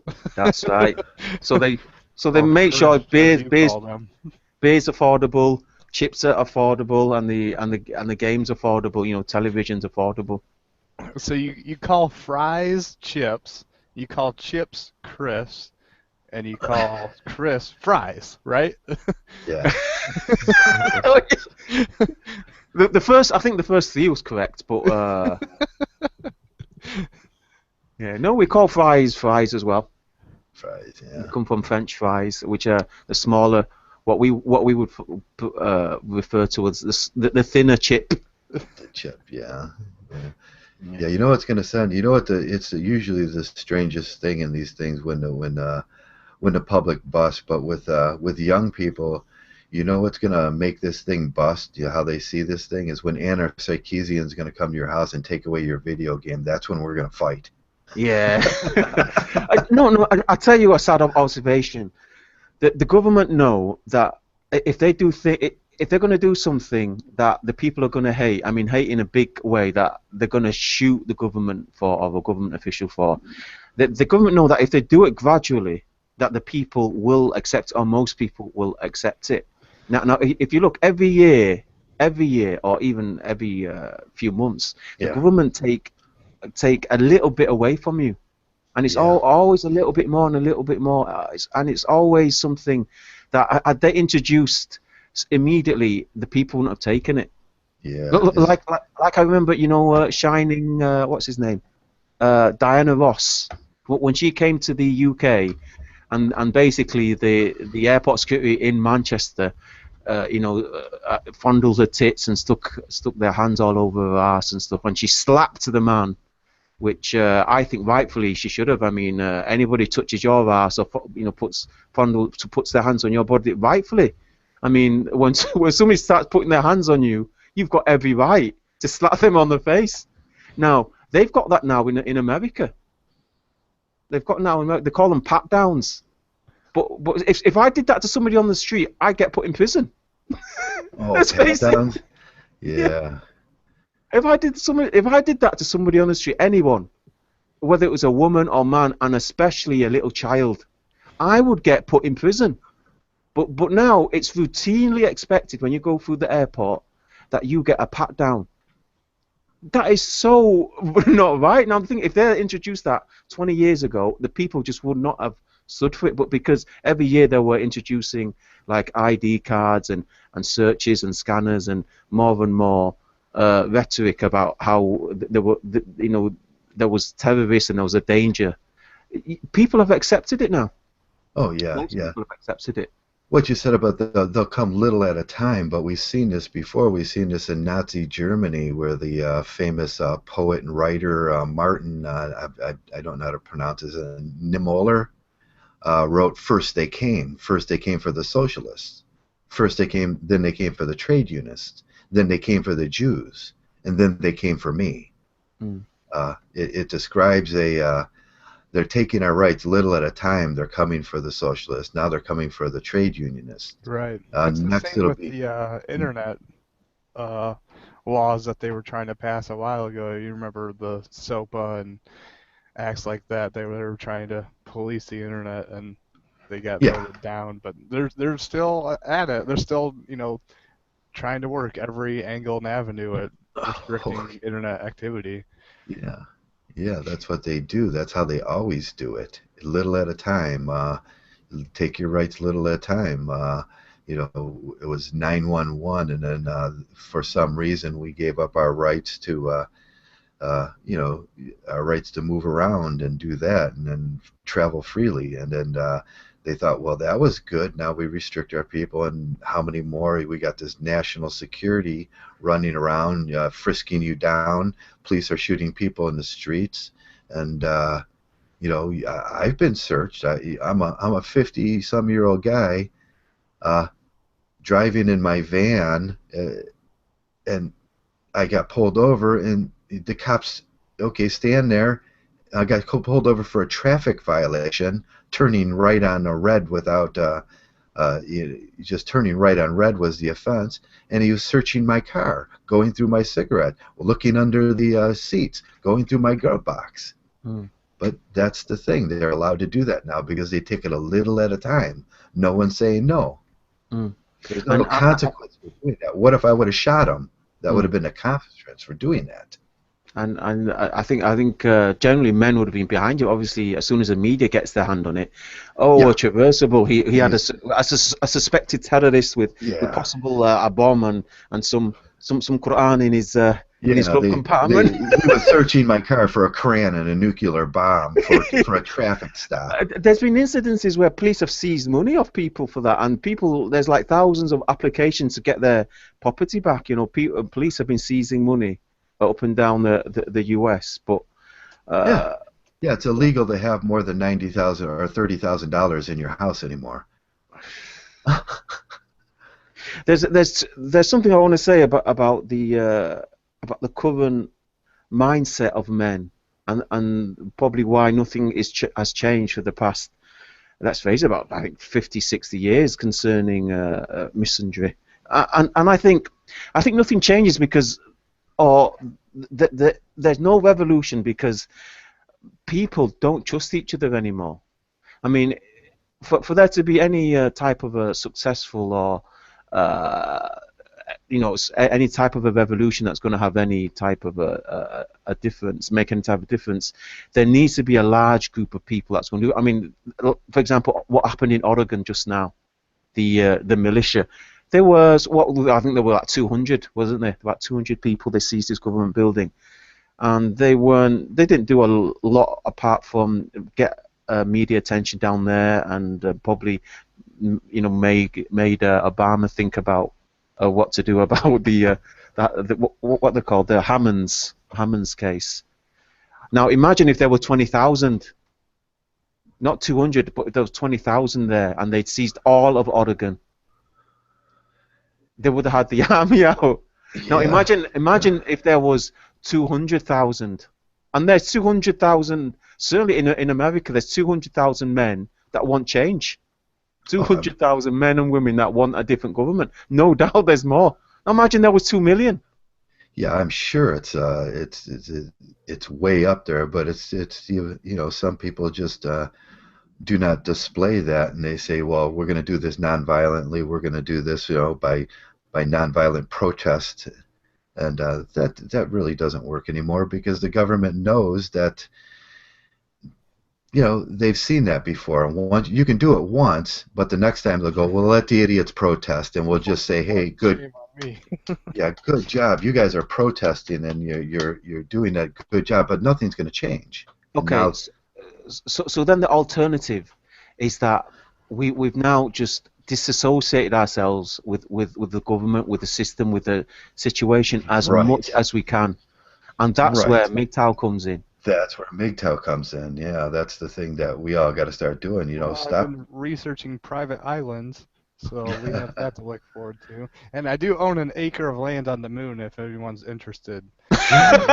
Did you buy that off Seth? Or did you buy that? My No, yeah, my that's a good ex-girlfriend point. bought that for me a while ago as a gag gift. As a gag, if you own an acre of land on the moon, Yeah, it's got GPS coordinates and everything. cool. I got a deed, and it's official. Yeah, well, send us photographs. In fact, make a video of your next moon visit. It's Oracleville. Yeah, so then the alternative to these, because number one, the men, we don't have any cohesion. Men we don't have family. We don't even have families anymore. Never mind tribes. No, we don't even have like. I know maybe in the hills. In the hills in America, maybe you've got like cousins and second cousins and stuff, but generally there's no cohesion between men. Men can't form any type of a cohesive or organized group. So the second option is to all completely disassociate with the system as much as you can, unplug from the matrix. Yeah, it's the only way to do it. And that's not. You're never going to move out of society. You just have to start doing things like. Like I do. I'm not paying taxes into this thing. I'm living a minimalist lifestyle. I'm trying to keep away from the government as much as I can. I'm not you start doing little things as a Mgtow. I'm not doing marriage. I'm not doing their society anymore, and that's going to have a real effect on them. I mean, we can see. I always bring up the example of Japan.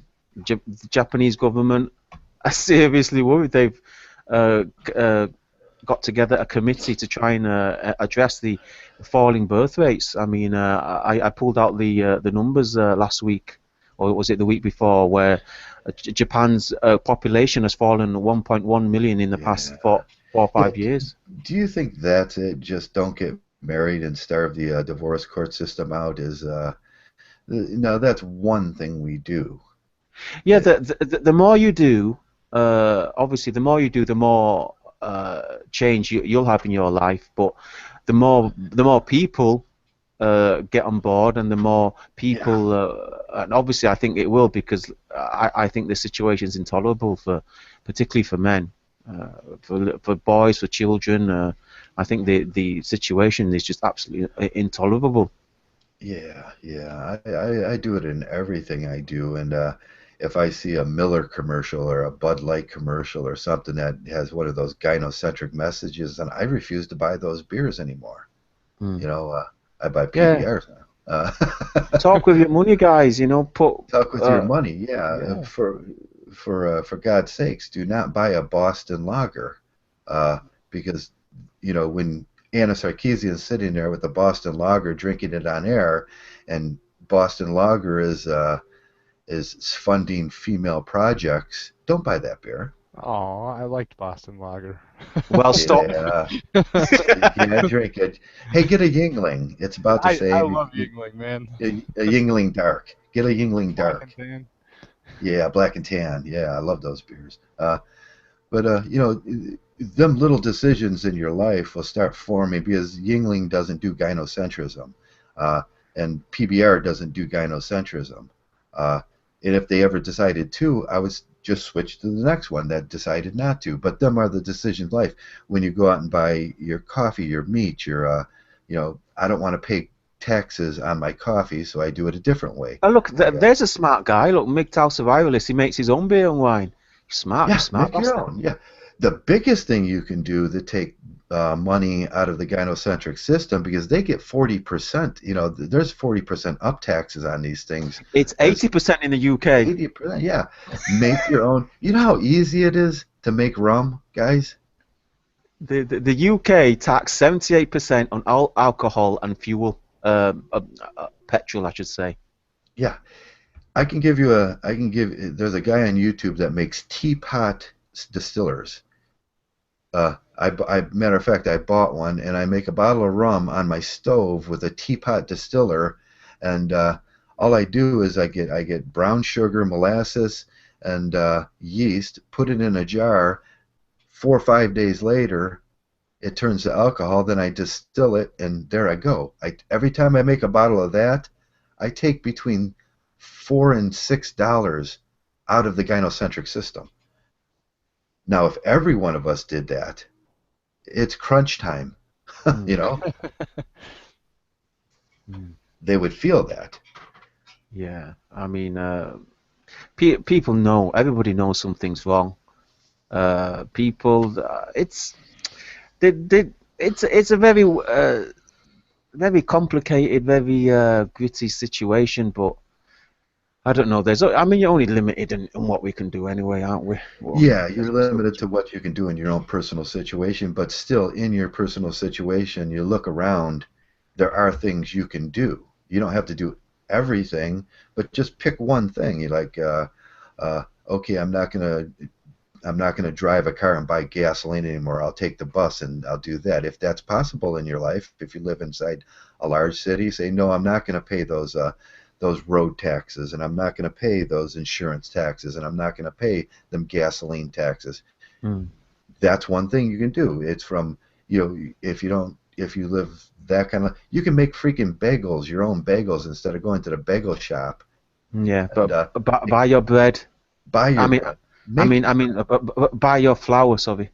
Buy your flour and make your bed. That does it too. There's a lot of things. It doesn't quite. You don't have to do what everybody else does. Do your thing. Make your own beer. Make your own whiskey if you want. Make your own cider. Any guys out there got their own little vegetable garden, their fruit? Yeah. I know Vention does, but anybody else got their vegetable fruit garden or greenhouse, anything like?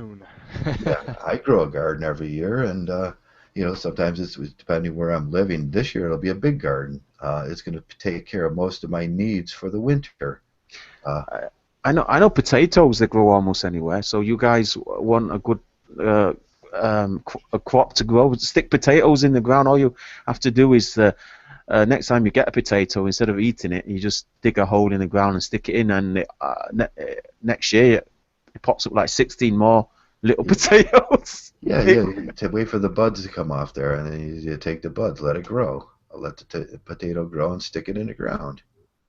Here we go. Look, also from Mgtow Survivalist, he's got a garden with fruit trees. Yeah, fruit trees. Only problem with fruit trees is the insects, and obviously when the tree gets sick, then you lose all your fruit. But I've been watching some videos with some guys in, I don't know what country it is, but he's grown the most exotic fruit I've ever seen. I mean, fruit I didn't even know existed. The fruit called Volenia. I bet you guys have never heard of Volenia before. Nope. Yeah, no, I did. Is that one of those fruits we went over that one day with when we were doing the weird fruits? And there was there's so many fruits. You just have no idea the different types of fruits, like the Monstero Delicioso fruit. No. Monstero Delicioso. The Monstero, yeah.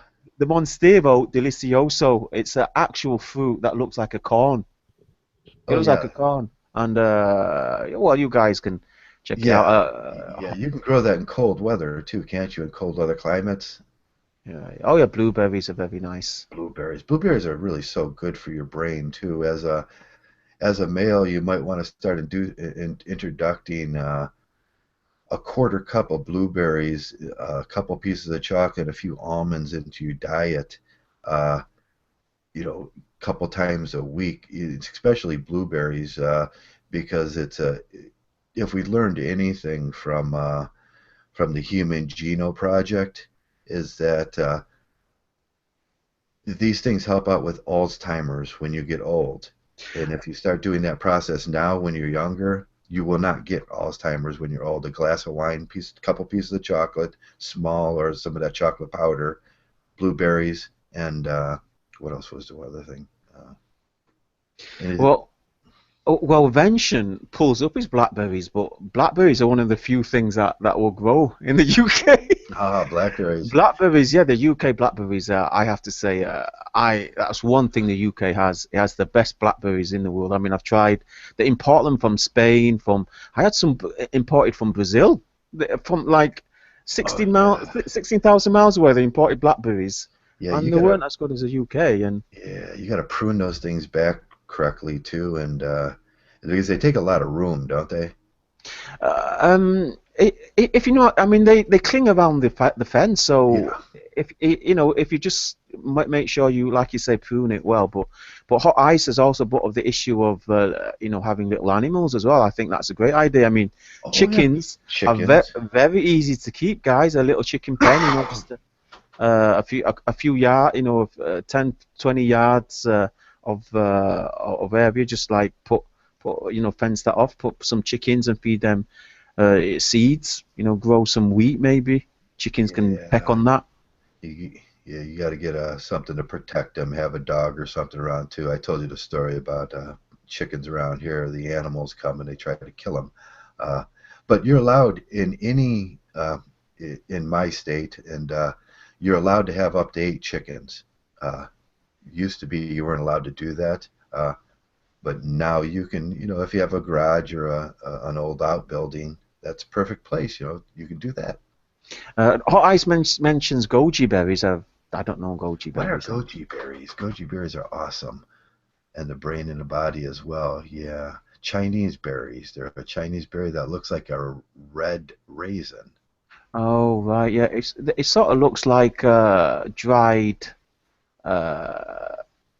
Like the rose. What's it? I can't even remember the when a rose when its feathers fall off, and then that piece just. Yeah. Oh, does it? It looks like that. Okay. Yeah, Ben says Mgtow granola. I tried making my own granola, and it actually costs more to make it yourself. Oh yeah. I tried that. I tried to make my own pizza. I got the dough and everything. I made the dough. I got the cheese and the tomato paste, and sun-dried tomato paste is just the best. Much better than your normal tomatoes. But it ended up costing me more to make the pizza than buying it pre-made or getting it from the takeaway. Oh God! Well, you can get like a frozen pizza now, the self-rising frozen pizza, and just add something to it if you want. Which is probably the way to go because it's only like $4. If you order a pizza today, how much does a pizza cost in your neighborhood, Oracle? Wait, what? It costs like $18 to get a pizza delivered here now. Wow. Yeah, it's probably about the same. It depends where you go. Yeah. I can just walk and get pizza. That's how close I am to. There's like some pizza places in my town, all within walking distance. So I usually don't do delivery, but Oh God, yeah. cuts down on costs. I don't know if you can see my. Oh, what's that? The lunar land description. Oh, that's your land on the moon. Yeah. One J-acre property located 1 square mile, 120 square east of. Okay, cool. Do you have a mountainside on your land? Yeah, I don't know if you can see it. I pull it up on Google. Yeah, they can see it. They can see it. Okay. See that up there. Okay, so there's a delay on the video. Yeah, you're the one with the little teardrop. Okay, there's your. In there. Oh, you got a crater.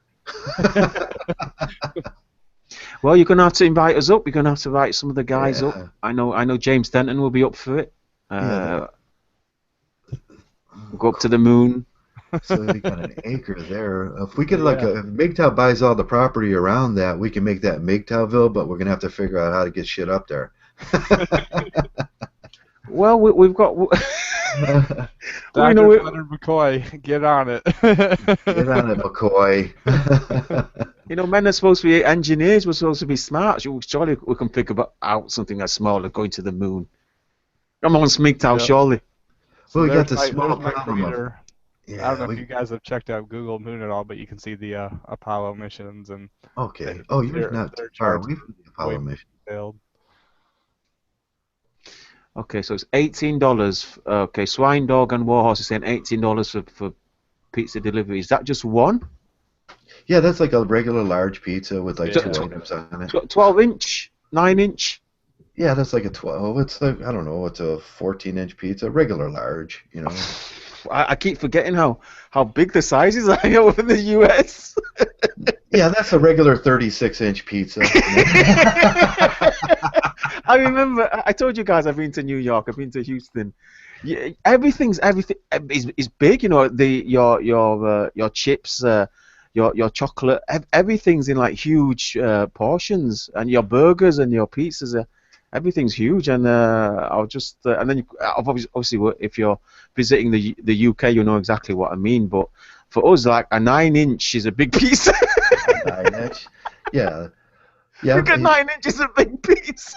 I can go up to what's that? I can get the $5 pizza from Little Caesars and go pick it up. But I'd have to do the whole. I don't drive, and it's going to cost me $5 to go pick up a pizza. So I have to go with Pizza Hut. There's only 2 Pizza Hut places here, anyways. It's Pizza Hut or Marco's, and they're both. I have to pay that Pizza Hut or Marco's price. Well, obviously, what it looks like Mgtow Survivalist. He's the main man in the chat today. He's coming out with all sorts of adroit advice. He's got an 18-inch pizza, guys, in Las Vegas. I thought Las Vegas was expensive. Am I? Thinking? Yeah, they feed you for cheap, so they can get you to feed the slots. I see. We'll have to do a Vegas meetup sometime. $5, he's saying. For 18 pieces of Las Vegas. Well, the Las Vegas. We'll save on pizza. Well, I think that's where Heartburn. I think Heartburn was asking does any Mgtow down in Vegas when he goes down. So maybe that could be something you guys over in the U. I mean, what's going on in the US? We're not hearing anything about any Mgtow meetups. I think we've had more meetups in the UK and in Europe than over in the US. What's going on over there? I think everyone's hesitant to meet up. You're scared of terrorists. We could have a good meetup around this area, couldn't we, Oracle? Man, I want to do a Columbus Crew game, but that's because I like soccer. Yeah, we have a lot of guys up, and it used to be there was no guys up in this area. Me and Steve. Steve only lives a few miles away from me. Which Steve? You mean the Hoka? The Hoka. Yeah. Wow. There's a few miles away. Check up on poor Steve. We don't know what's happened to that guy, and I know Denton's missing him. I know Carl Horner's missing him. Yeah. I know. I know where he jogs. I'm gonna go down there and hey, Steve. What's up? Yeah. You'll find him hitting on some woman. Yeah. Telling him about how gynocentric women are. I've come to bring you back to the manosphere. I can just imagine him talking to a woman jogger. So you come here often? Yeah, how would Steve pick up a girl? That would be kind of interesting. Yeah, he'll have his little card of instructions with him and his little set of flowers. He'd be recording it. It's 1/10/2016. Yeah, and I'm here to pick up this girl. Do I have the permission? And he'd be like, I'm Steve Hoka. And oh, PUA, it's so cringy, isn't it? It's so cringy. Hello, how do you do? You look pretty, by the way. Do I have your permission to hold your hand? Is that how they do that? I've never really looked into PUA as much as because I think it's all garbage. How do they do that? Do they have some weird, bizarre ritual of? like a UPS man. I just need you to sign here, date here, stamp here, initial here. And can I see Oh, two wow. forms of ID? Here's 2 forms of my fake ID. And a blood test and a urine sample and a social Mate, security number. Here's my resume and here's my my legal rap sheet. And do you have any coupons on you today? Do you have any sexually transmittable Yeah, disease? that's the one they should be asking, you know. Do you have any sexual transmitted disease? Can you sign this paper saying that you don't? You know? Warhorse is missing, Steve. Warhorse, check out my channel. For your viewing pleasure, I've uploaded one of Steve Holker's videos in my second to last one. You check that out, Warhorse, specially for you. Yeah. Hoka hasn't left. He's out there developing a new personality and a new Hoka brand. I'm sure Holker, he's such a divisive personality, isn't he? He's like, people either love him or hate him. Yeah. No one's like on the fence about him. They either love him or they absolutely hate him. I don't understand where the hate comes from. Well, he's sort of he's got the TFL thing going, and he's sort of purple pill in a way. Like if you could get a woman, he would just jump over one of us to get to her. You know. Johnny Midnight asks. He wonders how I'm a skeptic hits on women. He says he probably begs for it. No, he shows up on his white horse and his shining armor. I don't think he has a white horse. Yeah, He might show up in his armor. Like Messenger said, he's a grown man that dresses up like a medieval knight. gets down on his knees with a rose in his mouth, and he gives her poetry. No, I he won doesn't. The He tournament doesn't. just for you. He doesn't. He says, "Can I have sex with you?" He asks it about how long did Roosh Ree say? So he asked it 90 times or something before she said yes. Yeah, it's persistence is a good way of rape. There you go, Johnny Midnight. That's how I'm a skeptic does it, in persistence. Yeah, you just keep asking her over and over again.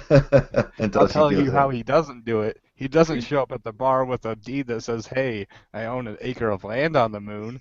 Yeah, that would be. You need to try that one. That would probably work. It only works at D&D events.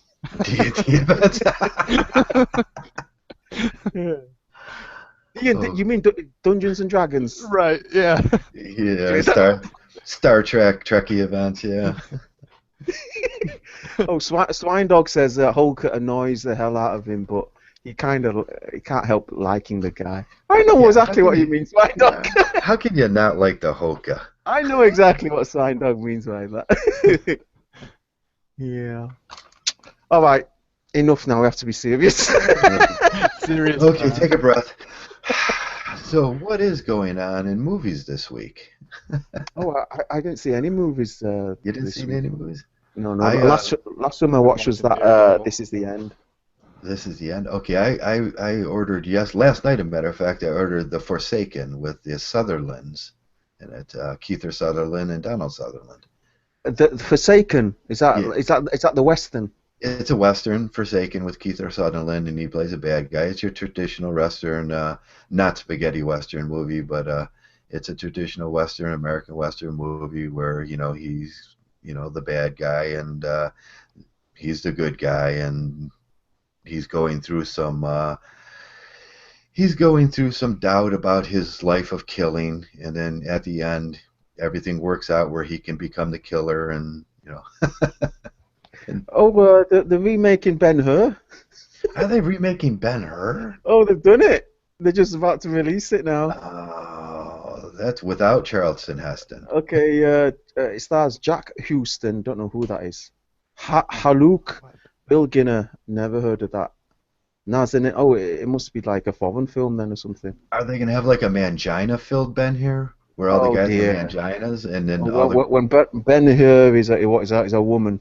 Yeah, oh God, Ben-Hur, bitch. Bernice. Hold on, bitch. Or Bernice her. I think I'm gonna go soon. It's been about 2 hours. No, you can't go. We're not letting you go. You stay. Stay right there. Yeah. I have some stuff I have to put up some security cameras. Oh, you gotta put up. You bought some security cameras? Yeah, Okay. I got a 4-pack on Amazon for like $50. It comes with a Oh, DVR which ones and did the you whole get? thing. I have no idea what the brand is, but Okay. Okay. Well, just quickly before you go, tell everybody your 3 favorite films, and you can't say High School Musical. oh, how did you know? I know.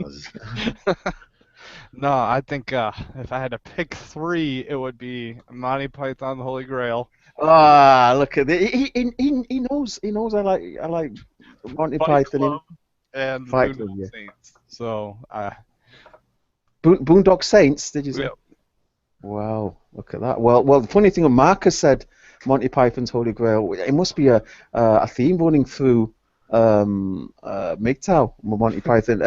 Anyone in the chat room who likes Monty Python too? I'm sure Warhorse does. He's quite. maybe he's in maybe we can get someone behind Armored Skeptic with some coconut. All right then. Well, it was nice meeting you, Oracle. Maybe we'll speak again another day. Right, I'll be around. Probably just hang Okay. out and chat usually.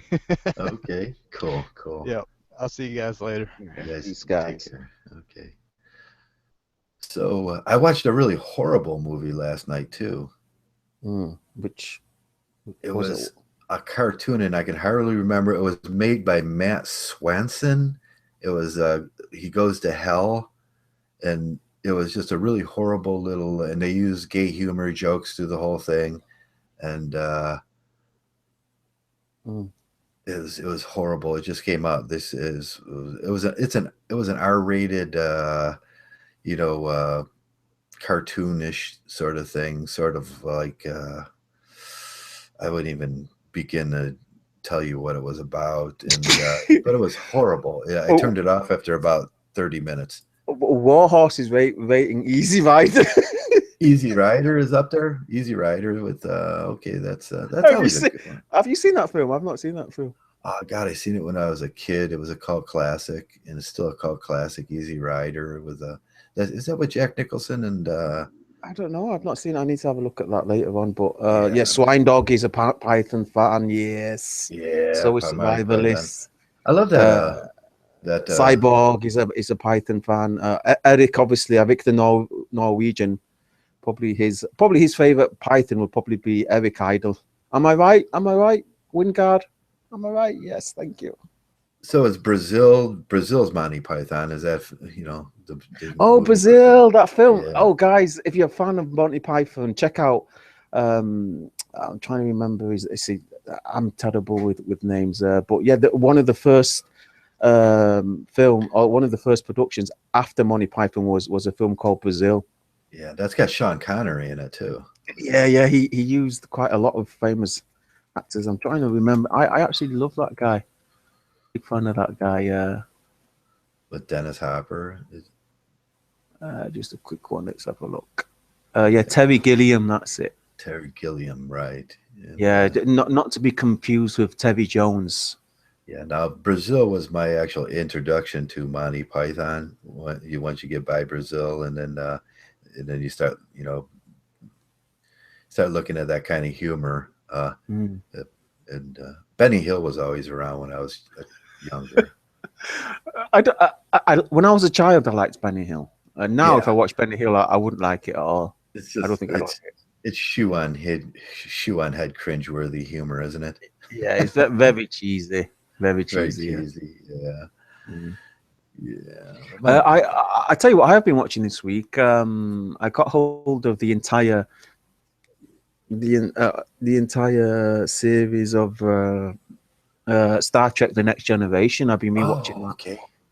Oh, I've been watching them sporadically, but you got to watch out with that because you're gonna have to make an immediate Mgtow decision, whether it's like if they have like Diana Troy and they're doing the love affair thing and it's too gynocentric, or too much white knighting. It's kind of difficult to watch at that point. That's when I just skip because there's like 170. Yeah, you just skip to the next one. Yeah, there's some really good ones there. Especially I like the ones that have a lot of science in them, like the ones that talk about how they theorize about how we can travel the speed of light, which of course if you're a serious scientist, that will be quite laughable. Yeah. And how they can teleport people, convert people from matter into energy, and then energy into matter, and then of course the holodecks as well. I mean, it's science fiction, but it's fun to think It's about. fun to theorize, yeah.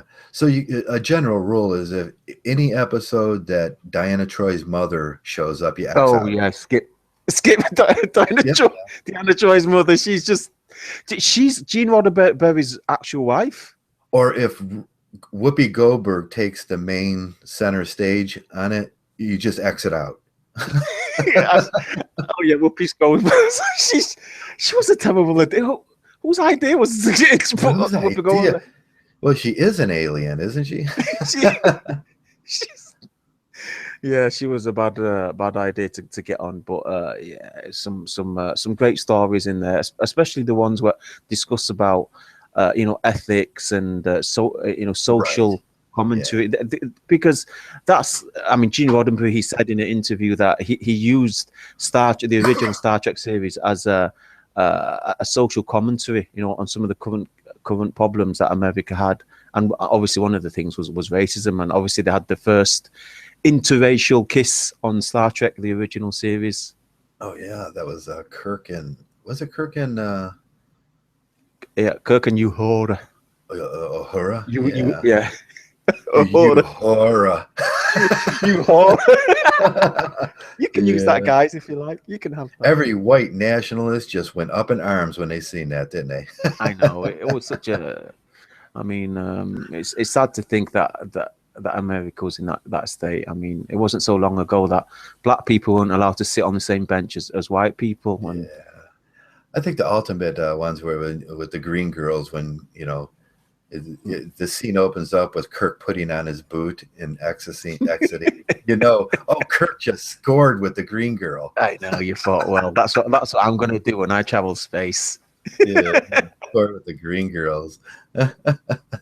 Well, Batman and Superman's coming out in a couple of months, but I'm not looking forward to that. I think I could live with not watching that. But X-Men, Apocalypse, which also looks. Oh yeah, that looks really great. I want to see that one.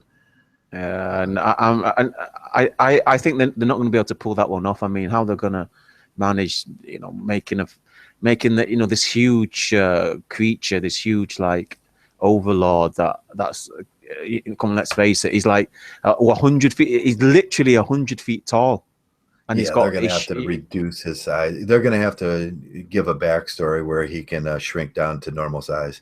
I don't know. I've got no idea. But there's Hardcore Henry, which is a film that they're trying to sell to everybody. Tom Hanks has got a new film coming out, a hologram for the King, where he goes to the desert somewhere. It looks like. He travels to Saudi Arabia, and he meets a Saudi woman. And Eric Wingard will like this because he loves Sharia and Muslims and Saudi Arabia and stuff like that. And he falls in love with a Saudi woman. He's a Saudi woman. Okay. And anyway, Tom Hanks, he falls in love with a Saudi woman of all things. So that should be interesting. Oh, well, that should be really interesting. Yeah. So who's your fantasy Navault? You got one? Oh, I've got no idea. What do you mean? Oh, like if a Navault did exist, what would she look like? I don't know, but I found this.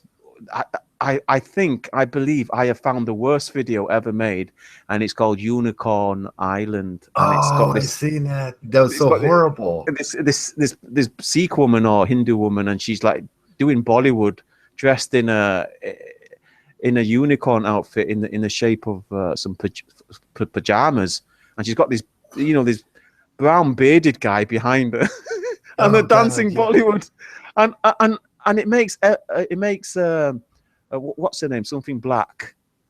The one that did Friday. It makes Friday look like a fantastic professional production, but that was a Holly. She's a YouTube producer. She's very popular on YouTube. It was that what's her name?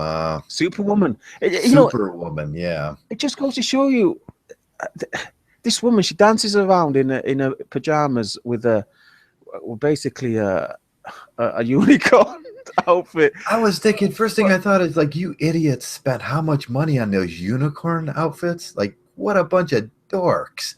You know, if there's any more proof that YouTube is just full, or the main audience of YouTube are just little tiny children, you know, 11-year-old, 5-year-old children.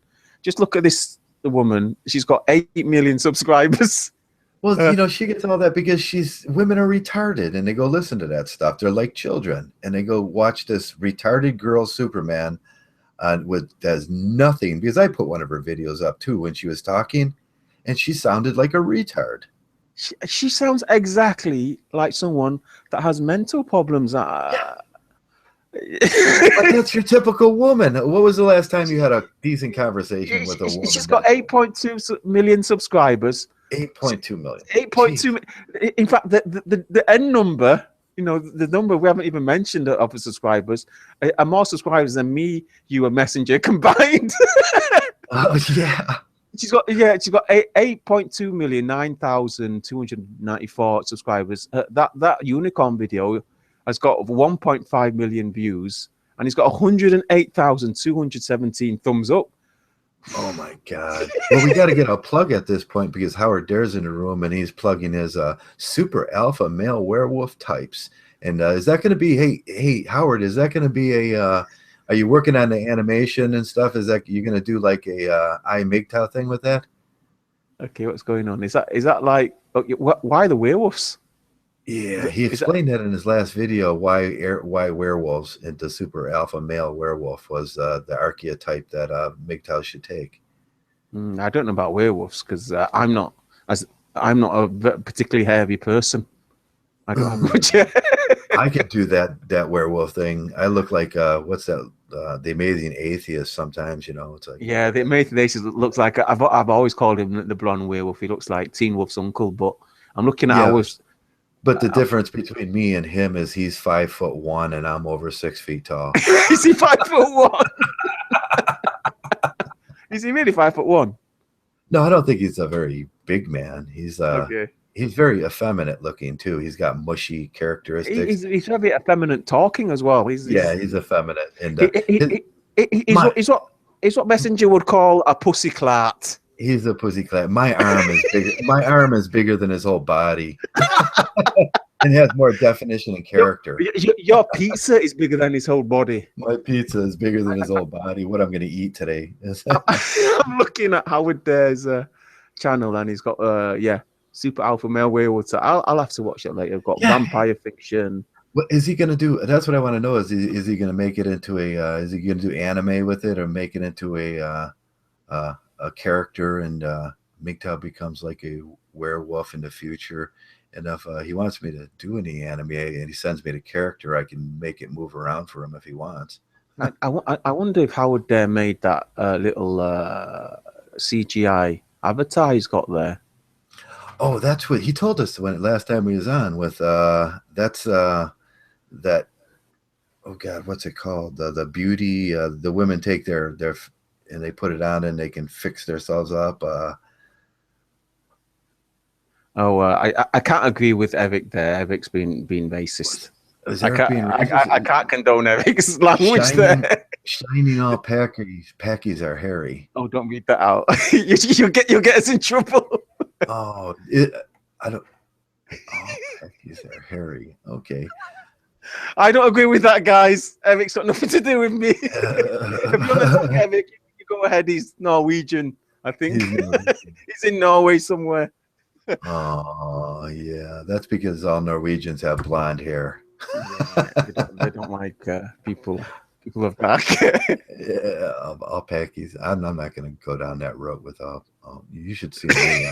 I've got more hair on my fucking back than most people got on their whole body. Yeah. These guys, they step over the line sometimes. Yeah. Yeah, well, the film scene is getting. I think more and more people are turning to serials. You know, like Waking Dead, Game of Thrones, CSI, and all that type of thing. I think more people are watching that these days. Oh yeah, there's a lot of really good ones coming out too. I mean, if you watch the Netflix series Some of those are really, really good productions, and they're not all garbage Hollywood. I know it's like all these channels now. They've got their own filmmaking companies. You know, like Sci-Fi and Hulu. I've started making film. YouTube, Google, and YouTube are making films now. You know that? Oh yeah, Google, YouTube, Netflix. Yeah, they're all making films now. Oh yeah, even the smaller HBO cables. Yeah. They're and coming out soon, and I'm looking for the date. It should be coming out really, really soon. Sharknado 4. You keep every week. You keep talking about the Sharknado. I'm pumping it up, man. We're gonna pump it up. And it's the biggest event in my life is Sharknado coming out. Yeah. And who somebody said they might Bill Murray might make a so Sharknado 4 is gonna have Tara Reid like always, Misha Lusa, David Hasselhoff. The Hasselhoff is gonna be The Hasselhoff there. He's like what's his nickname? I can't remember. He does actually have a nickname, David Hasselhoff. the half. The half. Is it Hoffman or something? Hoffman, yeah. I can't remember what's his nickname. Let's see if anybody in the thingy. Oh, that means he didn't die in the last one. We know our heroes left on the moon fighting sharks in the last one at the end. And his nickname is the Hoff. Well, that was Huff. Yeah. That was anticlimactic. Yeah. So if the Huff makes it back from the moon after he fought the sharks on the moon, then yeah, he'll be back on this one. So we kind of know where it's going to begin. Well, I think so far, I think the best TV series has been, well, this decade is, I think, Breaking Bad. I put Breaking Bad up there. Oh yeah, that's a good one. Everybody likes his character. Feminists kind of like his character too, which made it sort of creepy. Well, I think the UK. Just to think that like me and feminists are breathing the same air. Well, I think both the UK and the American government like Breaking Bad due to the fact that the protagonist of that series, he turned his disability into a working franchise. You know, he didn't. Yeah, he took lemons and made lemonade out of his disability. Exactly. Okay, what have we got? The Sopranos. Never watched any Sopranos. Nah, I never watched no Sopranos. I used to watch it a little bit when it first came out, but that's old now, isn't it? That's like the last good sci-fi one. I'm just looking at the list now. Was something called Firefly, which was I love Firefly. Spawned a film called Serenity. Serenity, yeah, that's a good one. There's a series, Serenity too. Brilliant series, well written. What was it? Josh Whelan or something who wrote that? I think it is his.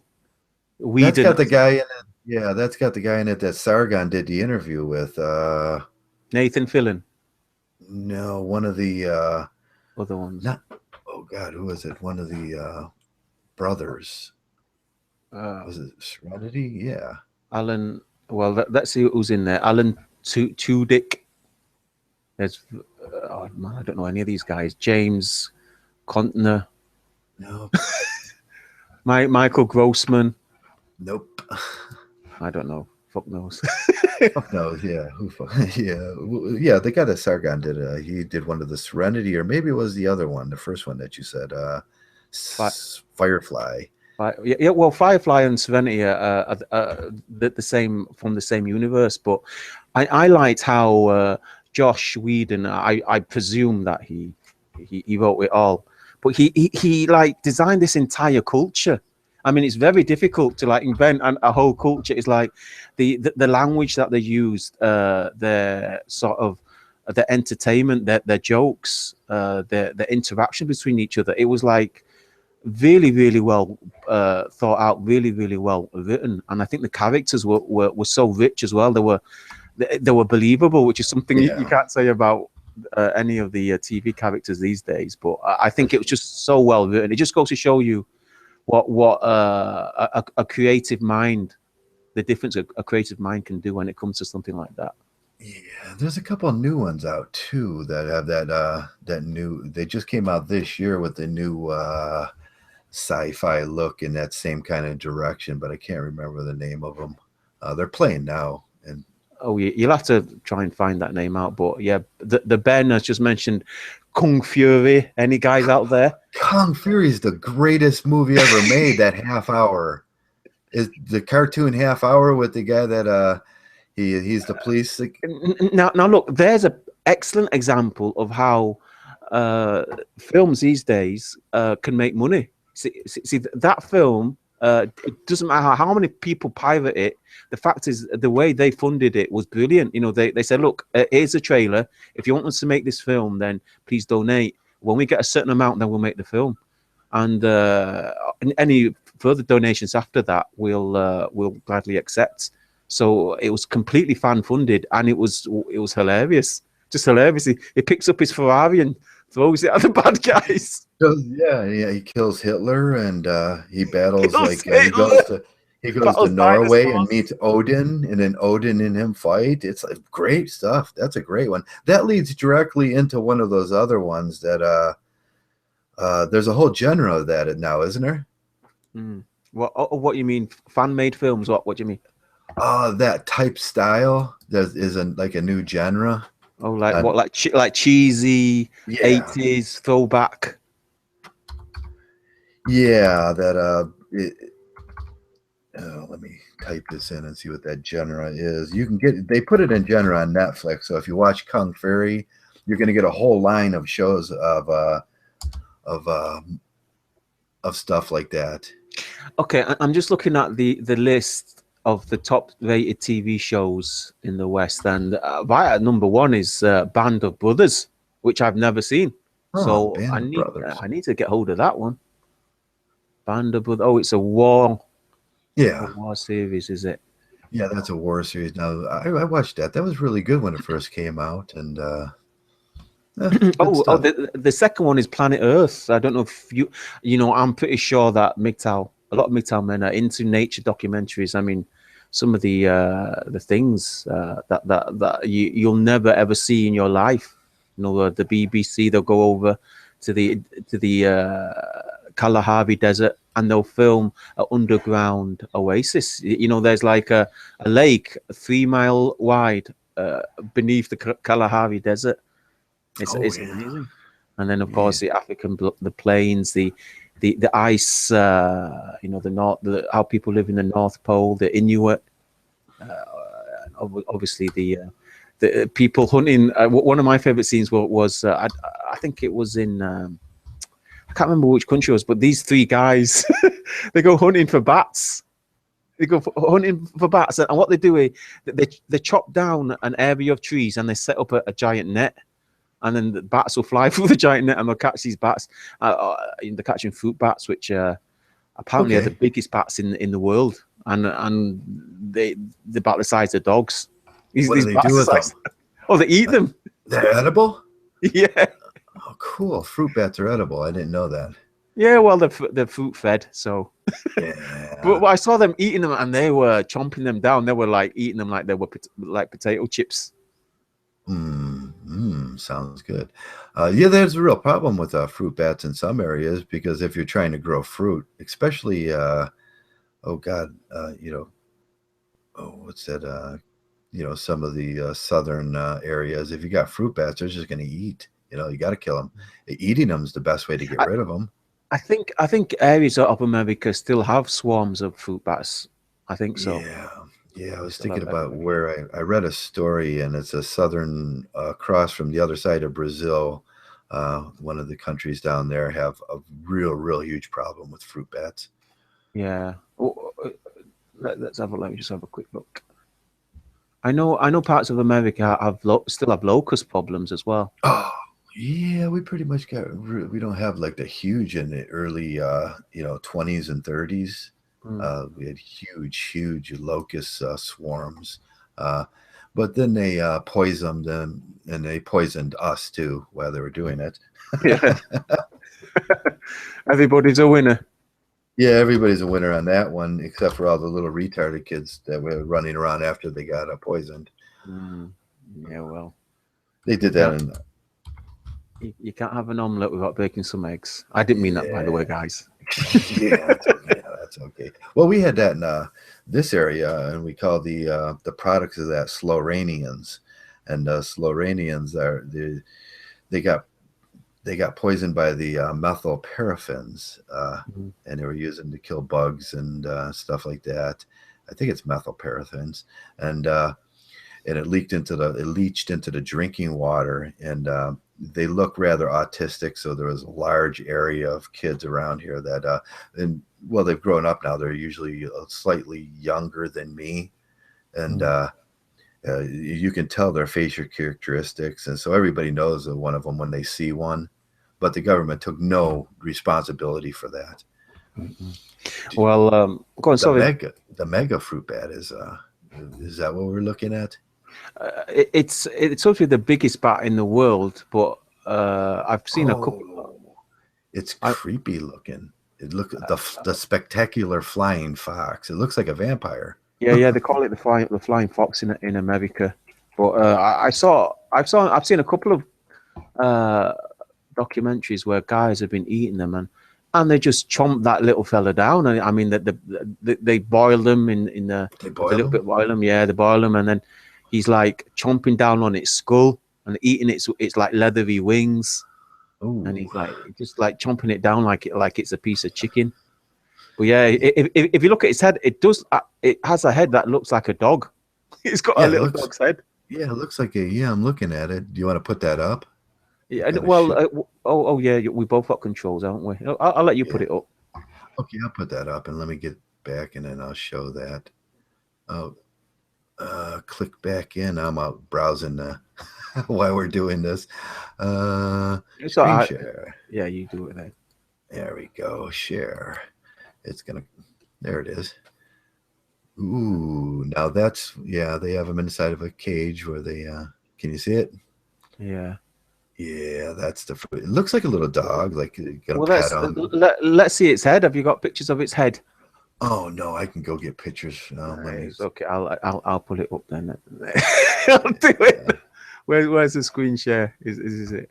Cross it off. Okay, yeah, it's on the left. You got to pull it in now from the side. It's one of the changes. We have a choice here too. We can use the old system if we wanted. Yeah, I know, but they're going to make everybody use it soon, aren't they? Yeah, they're just going to force us into it, but that's what they do. Okay, let's have a look. Everyone can see my web history. They're adorable. Yeah. You think so? If I saw that walking on the street, I'd walk on the other side. Yeah. Look at the ones with the beard. Oh, look at him. It's a retard one. Ooh, look at that one. Look. That's why they call it the flying fox. That one actually does look like a fox. Yeah, that does look like a fox. He got the little ears. You want to pet him. Look at that one. Okay, I don't know. Could you put that in a pot? He's going, check out these arms. Check out these guns. Yeah, these guns. You got some little guns there. They're looking. He's probably pretty hot in his neighborhood. where he's from. Yeah, check out those brachiums. Oh, this one looks kind of mad. This one.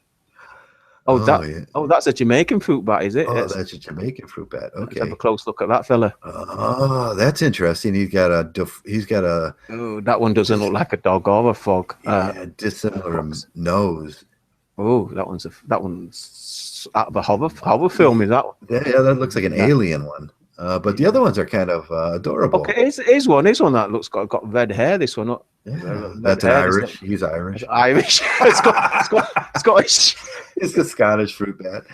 Oh, this one's got his balls out. I don't know if the gentleman.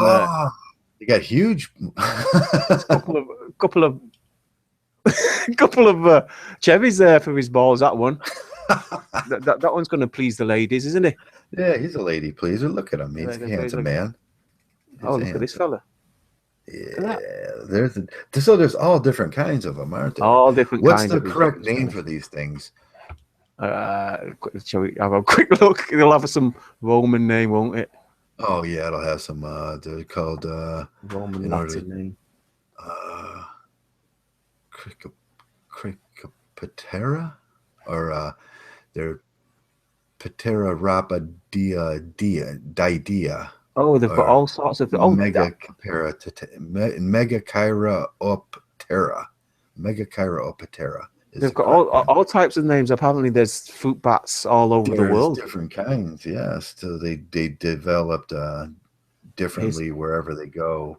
I was wondering, we don't have like big bats here. We got large brown bats and small brown bats, but everybody's got those. This is the Egyptian fruit bat. Look at its size compared to an apple. It's not as big as the Puerto Rican fruit bat. It seems the Puerto Rican fruit bat must be the biggest one. Oh, he's snagging himself an apple. He's like a nice looking apple there, and he's got his balls out. He's got his balls out. He's gonna like Dougie, my dog. I'm gonna fuck that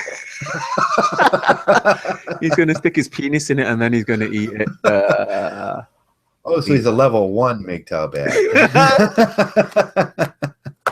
Look at this little fella. He got himself a piece of watermelon there, hanging on for dear life. He's like, bitch, this is mine. He's wet there. He just had a wash. So better stop that one. Okay, so that's really interesting. So now we got a portion in the Throwdown where we do animal research. We've got a natural section. A nature section. Next week we'll be bringing in the dogs of the Kilimanjaro. Okay, so we've got three sections now. We've got films, we've got film reviews, we've got book reviews. We didn't do a book review today. Oh, we didn't do a book review. Now I know we've got the nature section. Swine Dog makes a good point in Ohio here, and Swine Dog's from Ohio too. So Ohio bats eat mosquitoes, and these idiots around here keep killing the bats, and then they keep, complaining about all the mosquitoes in the summer. Keep the bats grow. Just if they're in your attic, they're not harming nobody. Yeah, definitely. I mean, we live in an ecosystem here. Absolutely. I mean, every time we found that every time we've removed a species, it's always had detrimental effects on the environment. I mean, one thing we're talking about is the bees. If we lose the bees, apparently it'll be a disaster for mankind. Yeah, there's something's got to pollinate. Other bugs do pollinate, but they don't pollinate as efficiently as the bee. So we'll have to find other ways to pollinate, which we do have now, but. Well, Swine Dog is saying that Ohio bats eat the mosquitoes. I mean that reason alone is enough to keep bats. I'd happily put up with that ugly little fella flying around, and I'd be happy to. It's a simple matter. If you want a natural mosquito free area in your yard at night, you get yourself a box and you make it about 2 feet high, and you put yourself a couple slots inside that box, a nice wooden box. Put yourself a slots about 1.5 inches, 2 inches apart, and then drill a couple medium-sized holes in the bottom of that. Leave it down, go down a little bit, paint it totally black, and face it. Do you face it east where the sun comes up? Yeah, I think you face it east on your property, and put it up against a garage or something where it faces east, where the sun hits it for the most part of the day, because bats love really warm temperatures. And put it up, and you'll have bat. And with the bat, if you want to throw a few watermelon seeds or something underneath that, the fertilizer from that, and I do this with my birds. I have bird feeders, and then I throw seeds underneath them so they grow with. It's just natural fertilizer for those things. You can get some huge watermelons if you put them underneath it. But don't spray all that garbage all around and misting your yard and running a bug light for the entire summer. Just put yourself up a bat box. Well, I'm going to have to jet off now. Are you going to do the second one, or are you going to cancel that to the dismay of all the viewers? I think we'll do one at 4:00. I'd like if Zeta would come in, and you're going to be back around 4. I'm going to try I'm going to try and come back, but just before I go, a big shout out to everyone that turned up. Nuke Proof, of course. Nuke Proof, he just turned up late. It's not fashionable. That's just so 70s. We don't do that anymore. It's fashionably late. No. Nothing. No such thing as fashionably late anymore. You have to be on time. That's the Mgtow way now. Okay. Yeah, obviously, Swine Dog, really liking this guy. Cyborg, I'm going to call him Cyborg because I sort of, that's kind of original, isn't it? And then Evic the Norwegian and Johnny Midnight. Yeah, do come back for the second round, guys, if you can make it. And obviously Warhorse, the terrorist. The Viking terrorist. Oh yeah, Eric the Viking terrorist. And the Ben Vodcast. Ben Volcaster, yeah. Yeah, he's coming a regular and probably hopefully we'll try. Yeah, Howard Dare, obviously. He's got the hammer, so that goes without saying. Obviously, yeah, maybe Howard would like to come in on 4 o'clock if he has time and explain the new series he's coming out with and some of his artwork. Yeah, try and get Heartburn on as well. Heartburn, yeah. He can. I mean, people want to hear about the presidential election, so that's not really me. I can talk about Mgtow Survivalist. He's nice to see some of his comments there, and I think that's everybody. That's everybody in the usual crowd, the usual gang, and. Okay, and with that, we'll close this out. And do you have anything to say about the original topic before we close it out? Dealing with friends and family, and how to continue along in your Mgtow journey without causing too much tension. And I would just say weigh up the pros and cons. If the harm outweighs the positive. If the harm outweighs the good, then obviously you should probably reconsider that action. But but at the end of the day, you don't know what's going to happen. You don't know. You don't even know what's going to happen tomorrow. So usually the best thing to do is live by your principles. Yeah, and Mgtow monks usually have better principles, better ethics, and we keep a moral code. That what makes Mgtow monks different. We do keep a moral code. And when you're sizing up people in your life, remember, everybody's different. You're different. Every Mgtow is different. And we have different situations that we come from. We can apply what we learn from others sometimes, and sometimes we're going to have to learn it for ourselves. Sometimes you're going to have to ad-lib a situation. And that's what being Mgtow's about. Being Mgtow is about the things that are not going to teach you in life, in school, the things they don't want you to know. It's developing a moral ethic code that is better than the rest. And we are better than the rest. And with that, thanks a lot for coming here today and hanging around with us for this time. And we'll be back at 4 o'clock on the TD2. I'm going to start calling it the TD2 at 4 o'clock. Thanks a lot, guys. I love each and every one of you.